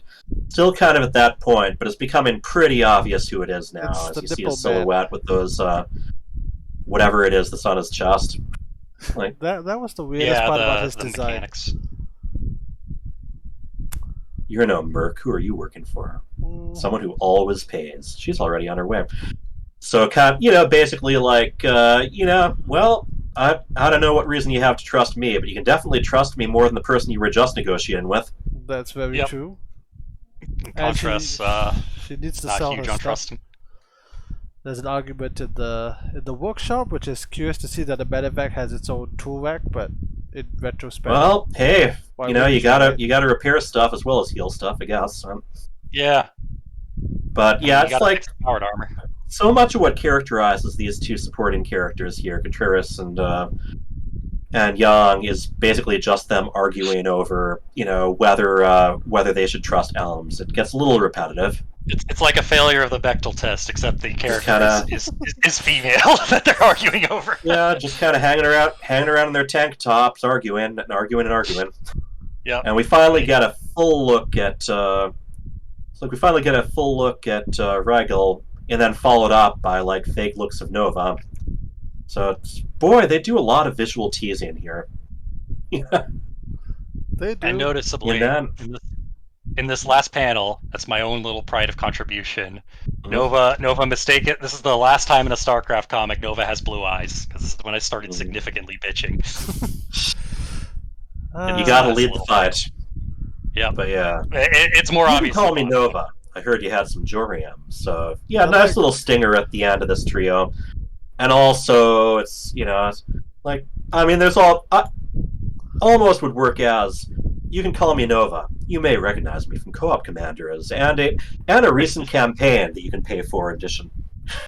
Yeah, it seemed pushing Nova covert ops more so than anything, but which is kind of ironic, right? Because at the end of the day, they doubled down on the co-op commanders because there was Nova covert ops they had though, and it still sold well. And one of the things that came up, like anytime you had like a streamer who'd attended the summits, would like to point, they love to point out just how profitable the campaigns continued to be even after they stopped working on them. And you can see that anytime there's a sale, they will call some attention to StarCraft Remastered, StarCraft Cartooned, and the StarCraft 2 campaign collection.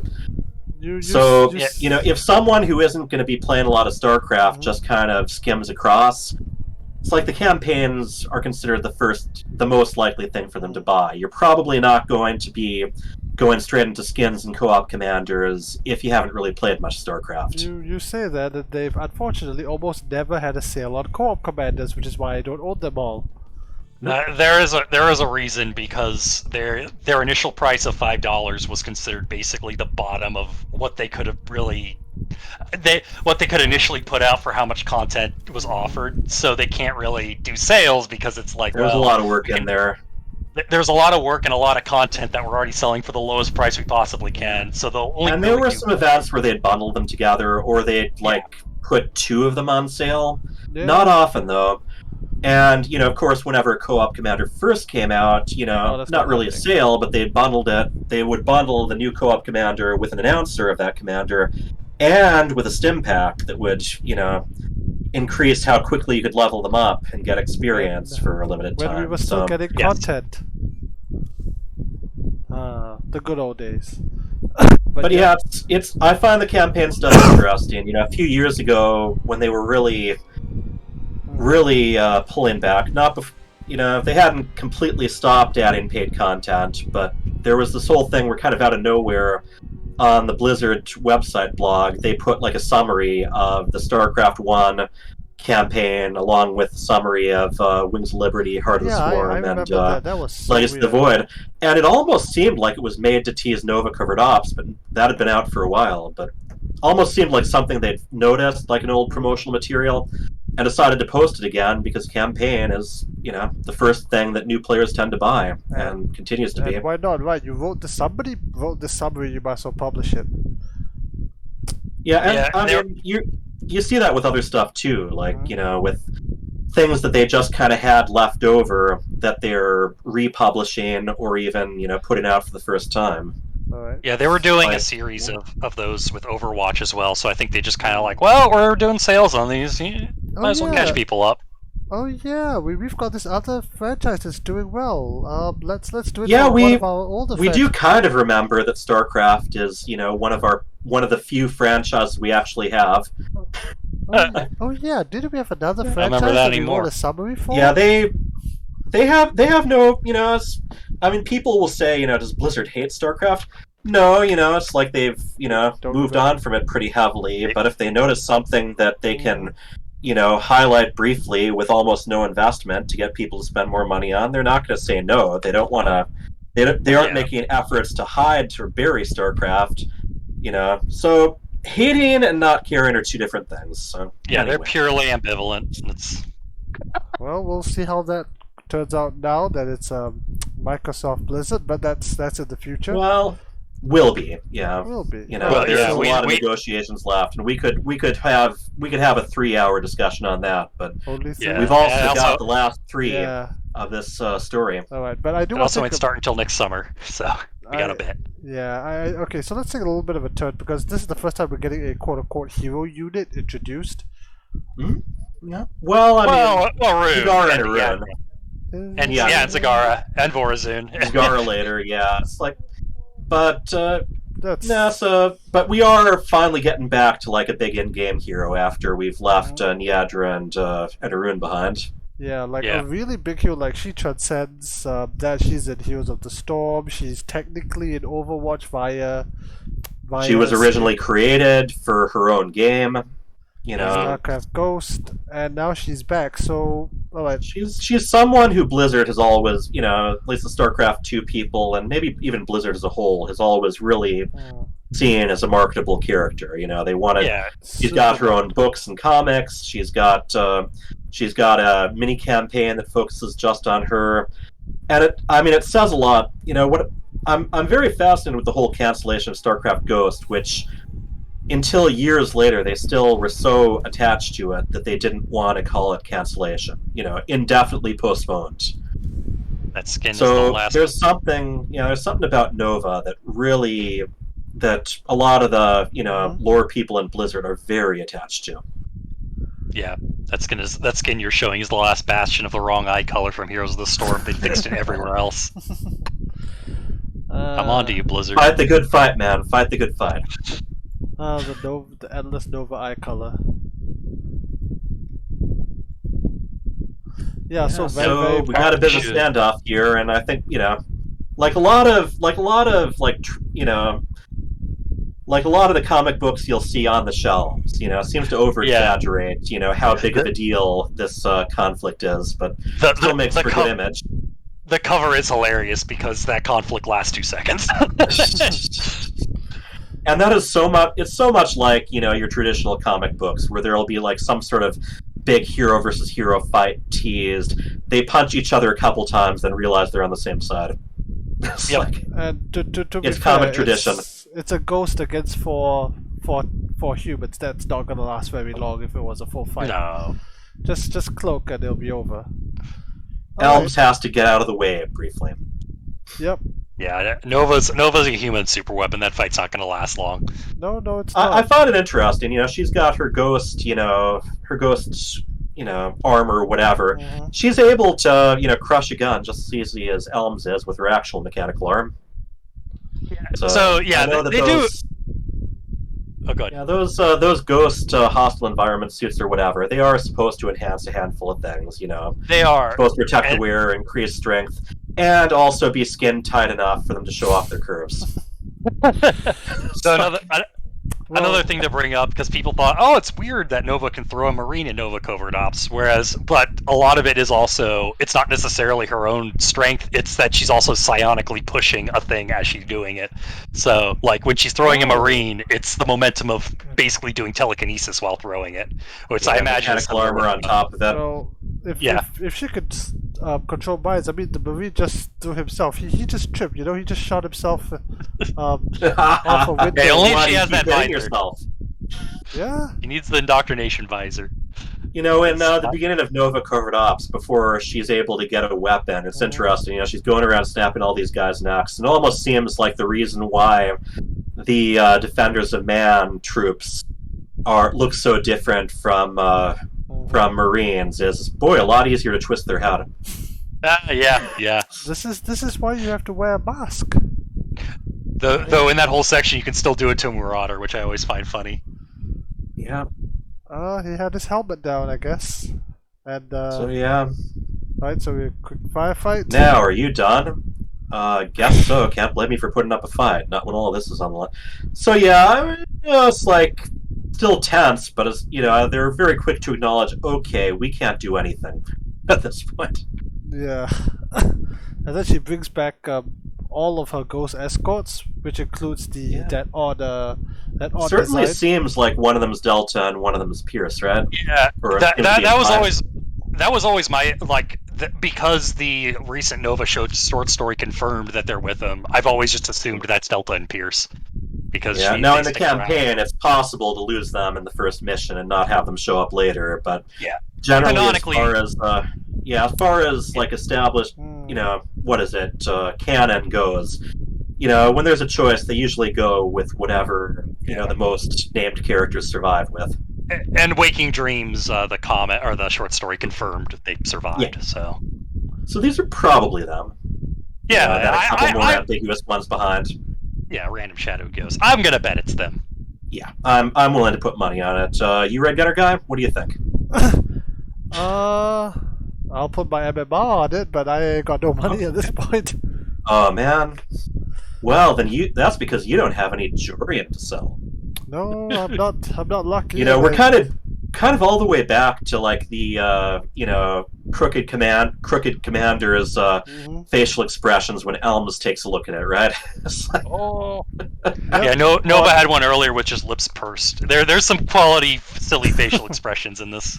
Yep, and it helps even more. Like the side of her lip is a little bit messed up. Yeah, it's so square. I mean, that's what a drawing cell does to you. One of the things with Nova is, she's always kind of got a little bit of a humorous edge to things she likes to say, and you see her smirking, what will you do with all those credits? It's just telepathically talking to each other, trying to, Elm's trying to brush her off, and then, interesting, you get a nice flashback image here, but it's not from Elms, it's Nova, and the most interesting thing about that image too is it's literally a redraw, like virtually line for line, of a flashback from Ghost Academy.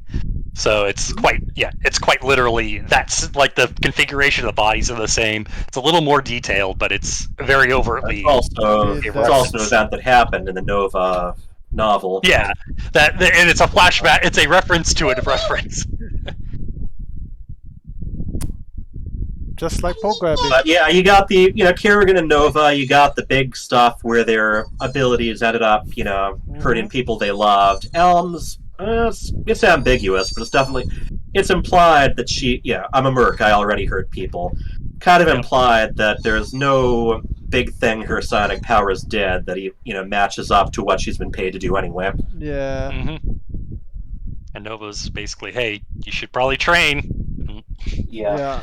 I like this little section because especially when you read a lot of the StarCraft 2 books that have psionics, Spectres for example, there's Spectres and Nova comics, they do make a big deal of going over the nature of psionics, and that's always been an interesting part of StarCraft when they actually flesh it out. I wish we saw. Oh yeah, they do a ton with it. It is basically space magic, but it is deeply explained. They try, and then we got this nice scene further down. This is incredible. This is more money. He said, I'm gonna need 2 drinks, and my own. She goes from like I need a drink to I need 2 drinks to you know what? I could buy a bar now. Yeah, I think it's very telling as far as what they want to evoke here. Everyone's happy once they've been paid. Yep. I am curious with the amount of money they got if they are setting up it definitely as planting the seeds, but if we will see elms show up in some later media, maybe Starcraft 3. They seem to want to at least sow the seeds for that. Yeah. And one of the things I was thinking about, with, by the time we got here, was you have, Marvel and DC, sometimes when there's a really big event comic, they'll have a minor character, like Blue Beetle or someone like that, just sort of, wandering around on some wild goose chase to figure out what's going on, and they keep kind of bumping into the major players for the upcoming story. Yeah. And, Elms kind of seemed like she served that, run into Niadra, Sykes, Nova, but it was, she was, she's the every person. You kind of see the aftermath of all these conflicts through. She's the psionic. She's kind of taking. You get to through her eyes sort of see who the major players still are. Oh yeah, it allows an in-universe reason for you to read everybody's minds without being too cheesy, without the. There's that too, yeah, telepathy. The thought bubble stuff. Alright, so they pack up, we get to see a bunk inside the medevac, which is nice. More comfy than... It's about the same size as my room, come to think of it. And then, gotta figure that your feet would have to be up on the rail, though. Well, depending on how tall you are. I don't know. That's pretty comfortable. But yeah, sure, everyone's happy now that there's money. I know how it goes. Until someone else shows up, and I think this was another case where people were wondering if this was the Reaper from Tychus's Heaven Devils people. I was convinced to be Crooked Sam, but it was not. Yeah, again, everyth's fine and dandy in the Terran base until the enemy Reaper shows up, and you don't have one. Yeah, and right before that, they actually, both of them seem a little bit sorry to see Elms going her separate ways, but then turns out. Well, there's some other things, that might trip us up on that. What? No. God damn it, Elms! Why does everyone you do business with double cross us? But yeah, they're not with Nova. Yep. We get this scene, which is the issue for the comic, which I think made it into one of the banners, right, with the Reapers, was it? Yeah, though it is funny. There was initially a ton of the book shows the initial art for it, and there was initially a ton of Reapers, and the comic scaled it down to 2, but you can still see a remnant of that at the bottom where there's guns for 2 more Reapers. Yeah. Just sticking out, or 1 more Reaper. Yeah. And here you have, and also these Reapers must be upgraded a bit because they can shoot up. True. They got the well, they are Merc Reapers, so they've got that Mira upgrade to fly. And put in one of their mines or whatever it is right on the side. So you got some nice innovation here. Mm-hmm. Yeah. Well, technically the medevac hadn't taken off yet, so I suppose it's a ground target. You get to see the explosion. Oh no, they're still shooting at it when it flies away. Yeah, that's true. Detriumate charges. You going to give me a hand here, or just sit there? That depends. You going to shoot me again? And another quality face that everyone loved at the time was Betrayal Face. just menacing shadow elms. I had a friend that just called it Betrayal Face. It was an emote on one of the servers I was in. They do that so well. Then they crash right back into town. Yep. And you got some different models here too. Like you got one, seems like a female Reaper there. Mm-hmm. Yeah, it is indeed. And then you got this guy Reaper, which a completely different color scheme, which I do appreciate. Sure. Yep, they're Mercs. And you get a lot more freedom with Mercs. Yeah. I mean, you pay for your own skins, right? So you can equip them in combat. And for your own upgrades too, and Tychus. Obviously these aren't from Tychus's group, but one of the fun things you could do, you got those instant upgrades you could just pay for without any research time for each individual merc. Yep, it's just that all you had to do was buy access to it. I mean, that shit ain't free. And just like that, like 3 unupgraded humans, like just take down 3 Reapers, which seems pretty overpowered. I mean, what is Contreras swinging exactly? Is that a pipe or? It looks like a katana, but I do think it's just a pipe, a piece of rebar or something.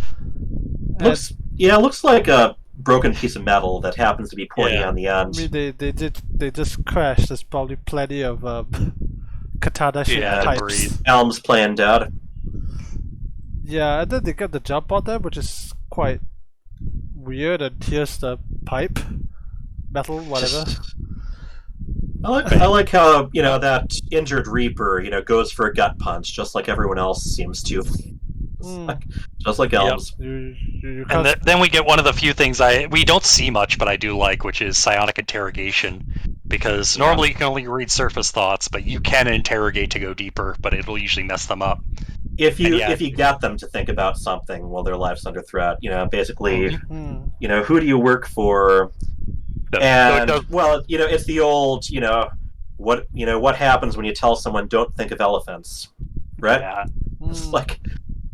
That also leads to another great panel of The Power of Christ Compels You, where she's Who do you work for? You shall not pass. And his face. Yeah, I thought it was confusing because the person in that panel who's being spoken to looks a little like Mira, not much like her, but she's got like the incomplete purple hair going. These were what clued like, okay, this is someone new. Yeah, like all the tattoos and all that. Just a popular fashion if you're leading a bunch of mercenaries, I guess. But yeah,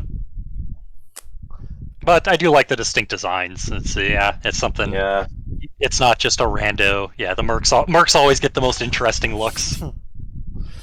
Well, it's more like a wannabe cartel boss, though. His name's Captain Hogarth.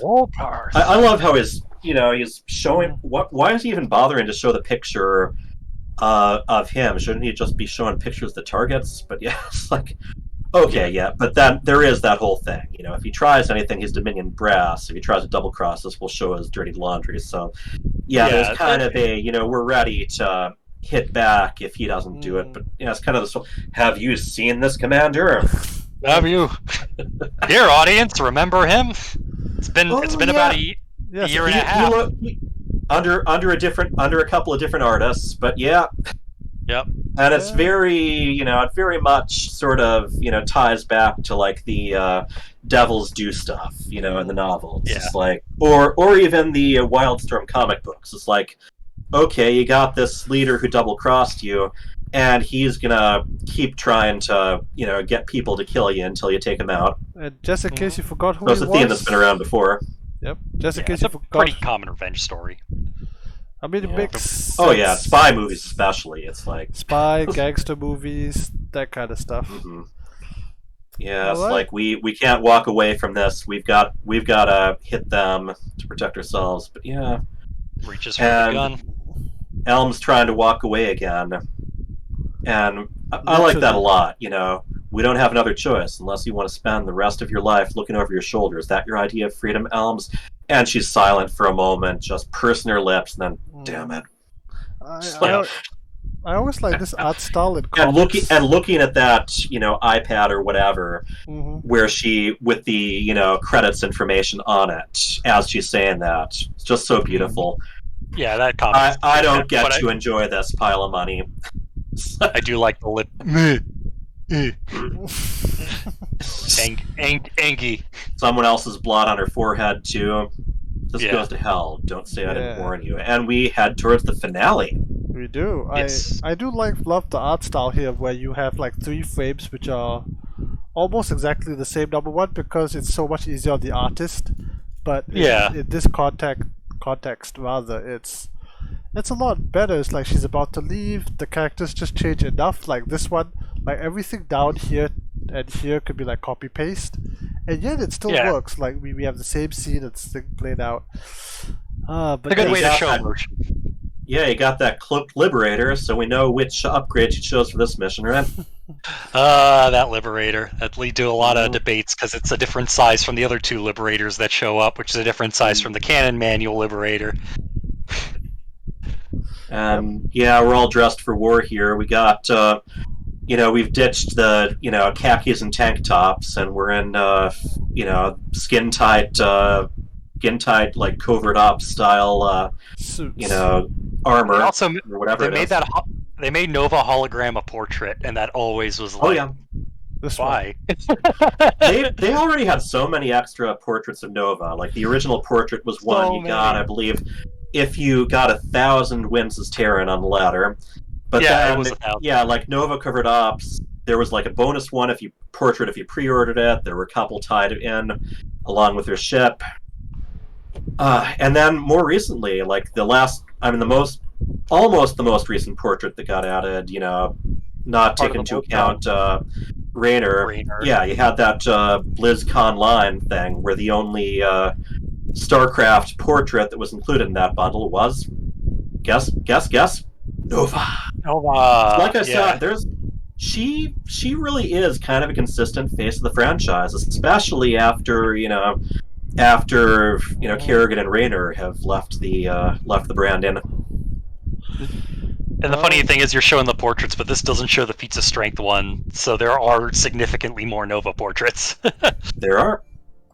Yeah, so you got a little bit of teasing going on here between Regal and Nova, as far as there's a bigger plan she has here. They're not going to tell you what it is, but I have my reasons, and Regal isn't that happy about it.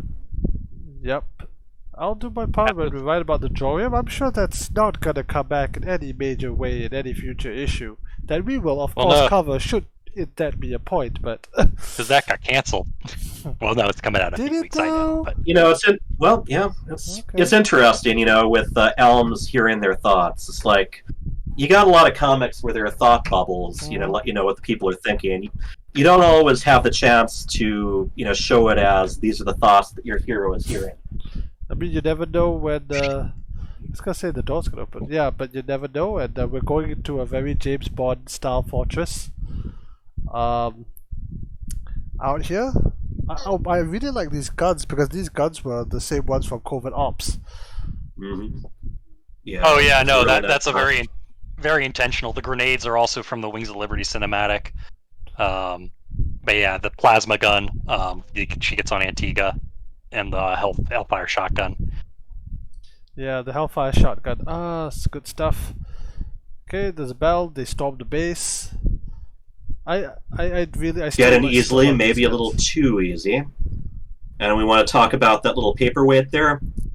The Nadiri, for some reason my stream's a little behind, but yeah, the Nadiri Memorial Foundation, that's a bit of a, because Nadiri was the one the Protoss shot down. So it's hinting that... so she's been martyred a little bit, and she's got some sort of non-profit organization named after her, which probably, knowing the people involved, is just, a way to hide some extra profits without them being taxable or something, Yeah, he's profiting from this tragedy. Maybe even trying to push the Protoss anti-Protoss narrative that's popping up. But yep, and he shows up with blue Marines this time. Yep. Are they dead? I have plushies that aren't zealous here too. That is a. Can Winnie the Pooh fight the zealot? That's a good question. That's a good question. Yeah. I like Briar. Okay, back to it. It now depends whether Winnie the Pooh calls his boss and whether the zealot calls it his boss. And then it gets depends whether Disney buys Microsoft is what it depends. Then we'll fight. So yeah, we got final shot. I need to be quiet for just a little longer.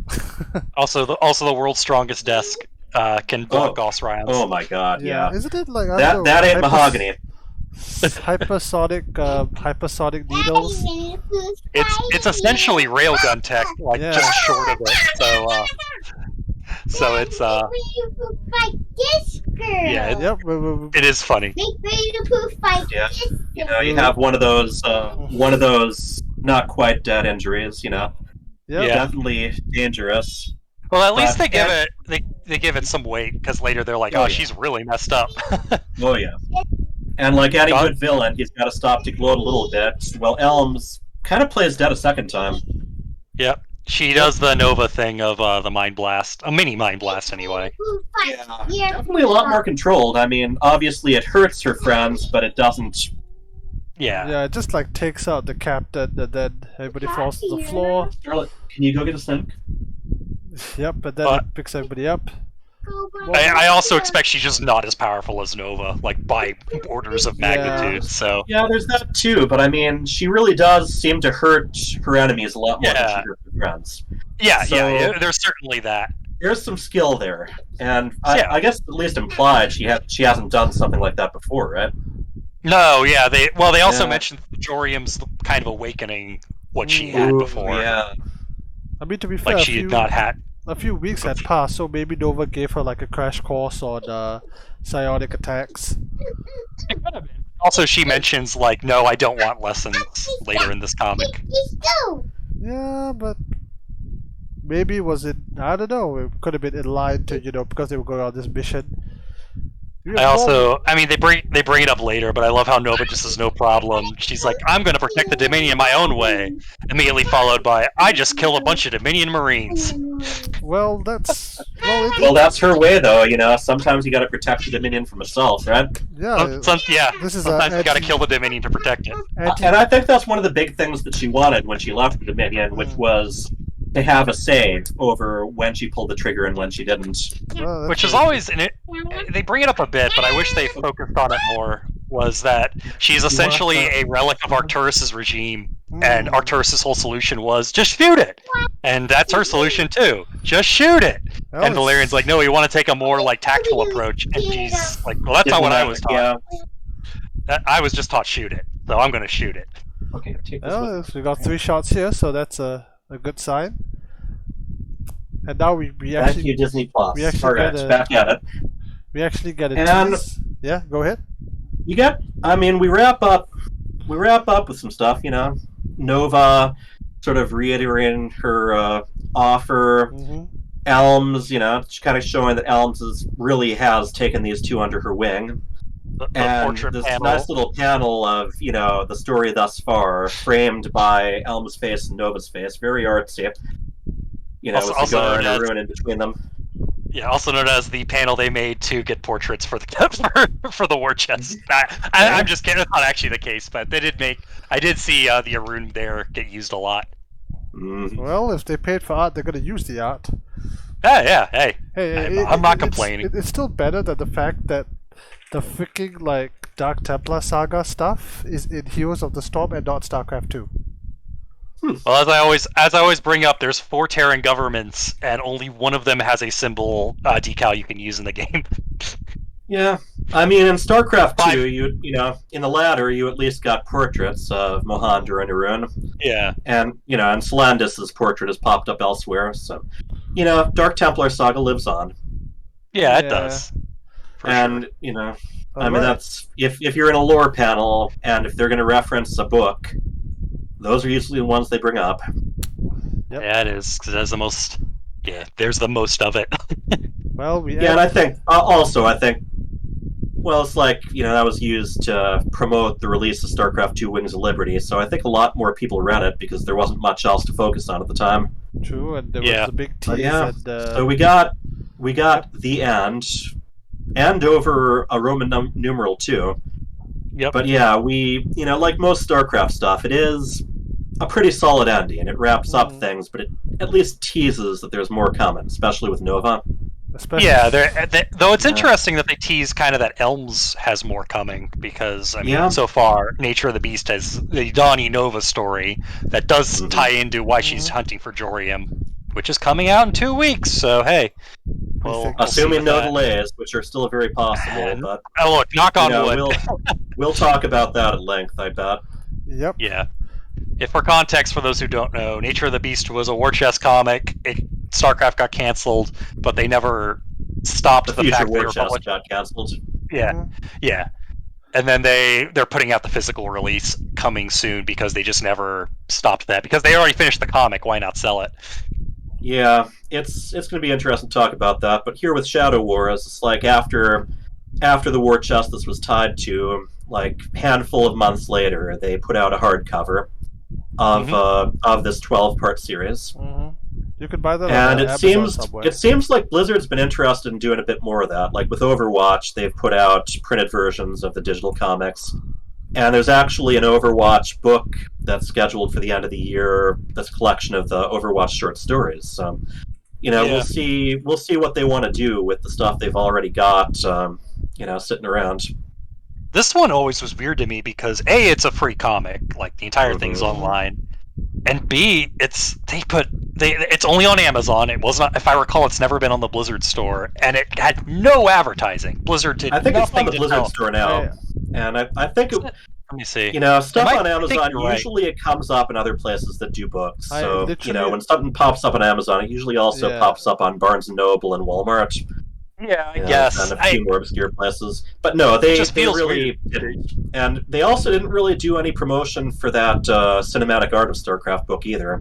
Well, that's what it just kind of, if you were keeping an eye out for the stuff. Well, that's at least got some hype at the last BlizzCon they had. They did a bit of like, oh, we're doing Overwatch cinematic art, also Starcraft, but also Overwatch.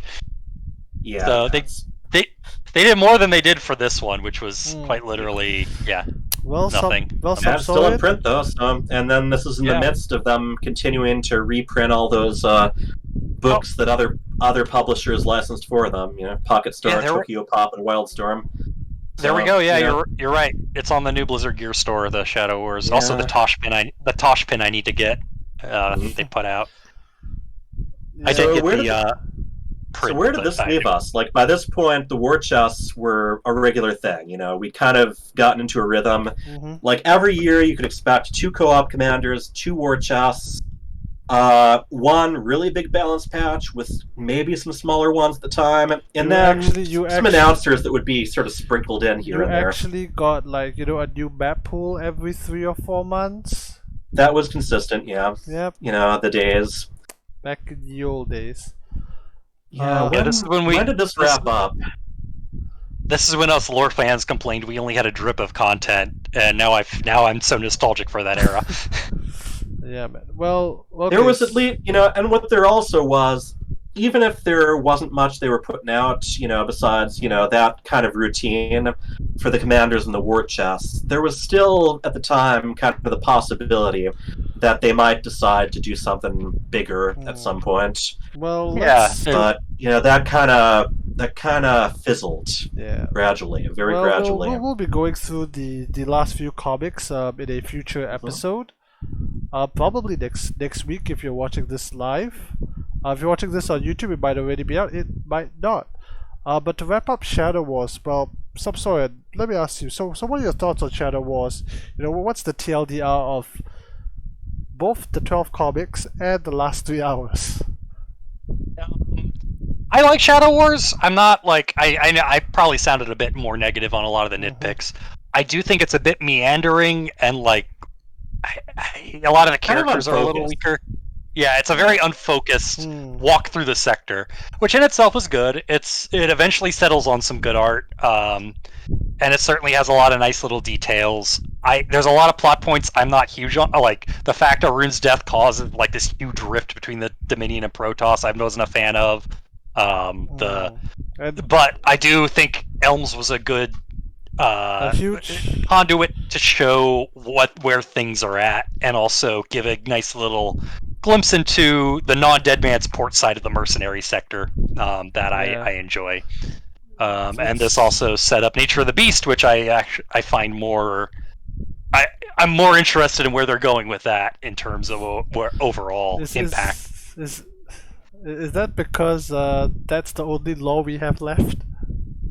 Well, it's also the only time we're getting specters on anything, so. Post Legacy of the Void Specters, yeah. Yeah. Hey, but no, overall, this is a good comic. If you like StarCraft, it's free. If you're an obsessive collector, get it. But otherwise, I mean, it's free. You can even download the PDFs and just keep them on your computer if you don't want to deal with the website. You could read this on the toilet. There's no reason not to read this. Yeah, it's You just got on the website. Yeah, if you're interested in StarCraft, just check it out. It takes you like 10 minutes to get through. You do have a web browser, don't you? Phone not required. Yes. Yeah. The inclusivity. Well, how about you, HyperTurtle? What's your take on the Shadow Wars? I look back on it pretty fondly. It was a really neat thing to have some episodic stuff coming out, and to be able to, kind of wait for that day when the new issue would pop up on the website, and you'd immediately start, talking about it in some sort of, spoiler channel on Discord, and sharing your thoughts and try to figure out where it was going. It was very exciting, and it served its purpose for that. It really seemed like, we were building up towards some sort of, big, are we having all three races at war again thing, and it just kind of took a really sharp right turn and became, more character-based. After issue 6, yeah. It went from, this to this. I think the choice of media might not have fit the story, and it really does feel like the artists and the length weren't the only things that shifted as they continued putting these out. And it ended up kind of just, kind of going full circle at the end, just like, oh, let's kill this guy from the first issue. I liked Elms a lot. He was such a drink of, so fresh compared to, this template of the female ghost that had become just so overused. And she wasn't there to turn her butt towards the camera. She was like an actual, very, a soldier who was heavily scarred, both physically and mentally, and was doing her best to just, put her strongest face forward to deal with the hand she'd been given. And I really do hope we see a little bit more of her, because it's very unique from kind of what the formula we fell into. Elms is someone I could easily see them kind of just slotting into StarCraft, like if they make StarCraft 3, just throwing her in, because she's already said, like, look, I'm tied into this conflict. Yeah. So, as far as like where it went, the ending, it's more so, yeah, there you have it. There was Elm's story. Keep your eye out for Nova's story. But, yeah, I enjoyed it. It's an easy read. It's not exactly something where you have to put aside a lot of time to, just go through it again like I did when I was taking notes before. It's a comic. You don't have to imagine. It's here for you on the page. You don't have to imagine what Nova looks like. You get more Nova. Oh, believe me, I never need to imagine what Nova looks like. Anyway, no. Oh boy, now I feel ashamed. But it's I think it served its purpose really well, and I kind of wish that they'd also continued to experiment with some of their other franchises too. Like around this, like after this, there were they had the Orphea comics and Heroes of the Storm, where they were trying to like tie comics to the events that were going on, or the characters they were introduced in. But it kind of shifted back to videos again.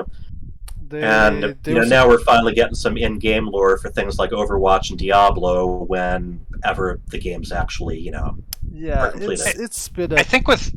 Oh. Yeah, I was going to say with Heroes of the Storm, it was kind of funny, because I think the lesson they took from this is, oh, this kind of works. Like, people seem to like it. So we're going to apply this to our other franchises. But this only really worked for StarCraft because there was already such an established lore. And then they tried that same format for a franchise that had no lore, and everyone was like, why do I care about any of this? I think it worked for Overwatch as well, especially because there was so little you could actually pick up for in-game. Overwatch, until Overwatch 2 comes out, you really just had some very brief, co-op events that would give you a look. And with Overwatch also, I think they still have yet to even do anything that happens during or after the games, or even explain why these people who are supposed to be enemies on one side or friends on the other are just kind of throwing together and doing these objectives. I don't think they'll explain that, but they did just do a thing for Reaper just recently, so they're still doing lore. Yeah, lore is still a thing. I mean, with World of Warcraft, oh boy, that one. Battle for Azeroth, you had all those videos they did on YouTube. That was nice. Anyway, the HyperTurtle, the answer is very simple why they're all at the same time, because screw the red team. It's in TF2, quite. Yeah, the old SmackDown versus Raw theology. Except the enemy's always vid, so you know what's up. All right. Yeah, well, I admit, I think the comic was just fine. It's not the first thing I'd recommend that people read if they're looking to go into the extended universe. But it accomplished what it did, and I miss what it was doing, which was, we're almost to them releasing the next digital comic. What do you think's going to happen? Yeah. That's been rough. I missed the anticipation of where the story was going, and that goes back to all the time that I was waiting for Legacy of the Void to come out as well. It's like people, a lot of players, a lot of fans were really just so eager to just ingest the next piece of the story. Well, that's the people on the panel, right? When we were still waiting for content, still waiting for new stuff to come out. Yeah, there was definitely a lot of room for improvement, a lot of things that they could have done that's ended, somewhat abruptly, but we were happy with what we got and look back on those times for those who could experience it firsthand. That being said, this series is not done. This episode will be very soon because people have things to do and smaller people to take care of. Alright, so to tease what's happening next, soon we'll be going to do another series, This Sacred Land, The Nature of the Beast, so do stay tuned for that. Do you guys want to give out some feelers, teasers? Come on, you guys get to be the teasers now. Okay, you mean about the comics we're going to be talking about? Yeah, in the next episode. I think here, let's do sub first. Come on, go for it. I was gonna say it's hard to. I was just gonna say it's hard to say because we don't actually know what the Nature of the Beast is gonna be. I can't tell you. We don't know half of it. Well, that's the fun part, right? We know 1/3 of it. Well, okay, don't worry. We'll have our own section where we do Nature of the Beast to do speculation. Yeah. I mean, hell, we don't even know the length of it because Amazon says it's only 6 issues. The writer says it's 9 issues. Another description says it's 6 issues and a short story. So I don't actually know what I just ordered. So let's see. I know we ordered it though. So I think after this, they started working things out a little bit more ahead of time. I think with the upcoming ones, they had a better idea about exactly what they wanted to do with them. And definitely a lot more focus on not just co-op, not just the commanders in co-op, but also the advisors. So you got these bigger looks at, you're getting these bigger looks at Stepman and at Donnie Vermillion. And I think they're having a lot of fun with them too. Yep. I think I got a lot more laughs and a lot more curiosity out of the ones that they did next. I really, really enjoyed This Sacred Lands. Honestly, everyone loves Egon. More than Shadow Wars, so we're gonna have a... Well, okay, not everyone... There's some people who vehemently hate Egon. I like Egon. I think Gary's the best character StarCraft 2's. I think what they really hated was when you were for that span of time when he was announced as a commander, or where his patch came out, where it wouldn't let you look at any home screen other than the one where he was dancing. That's true. The one with the obnoxious music and the static at the start. Yeah, I remember that one. We'll get to that in the next episode. We can certainly do that. But yeah, by that time, the War Chest program, they knew what they were doing with War Chest. They knew what they wanted.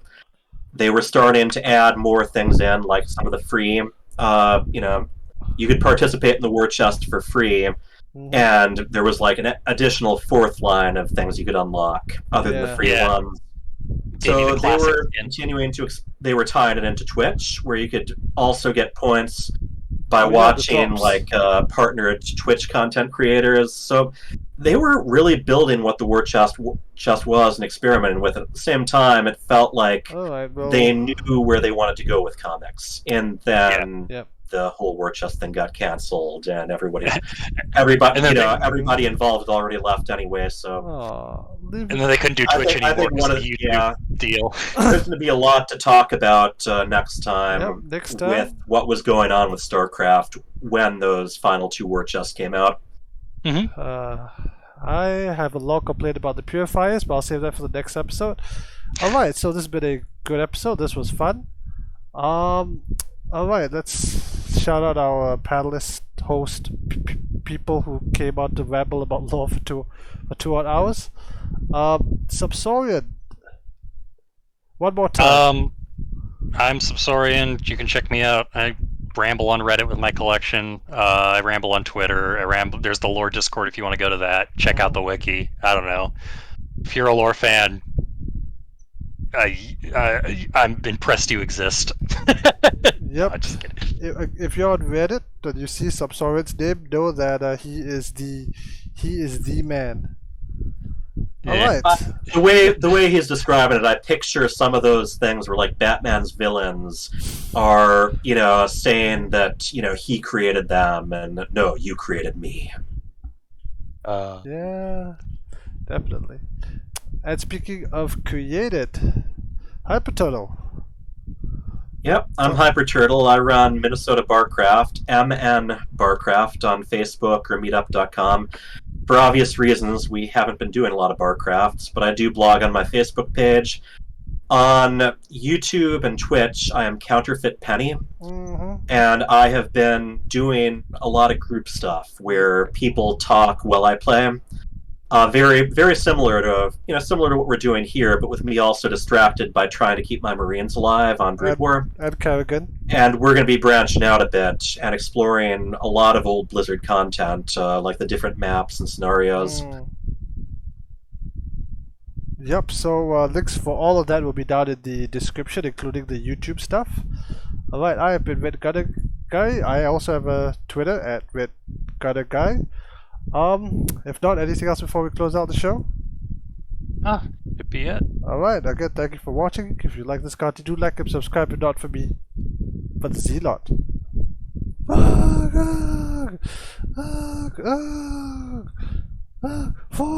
Remember, if you're complaining that there isn't much new StarCraft content, there's a lot that was already out there over the last 25 years. Dig in, people. Definitely true.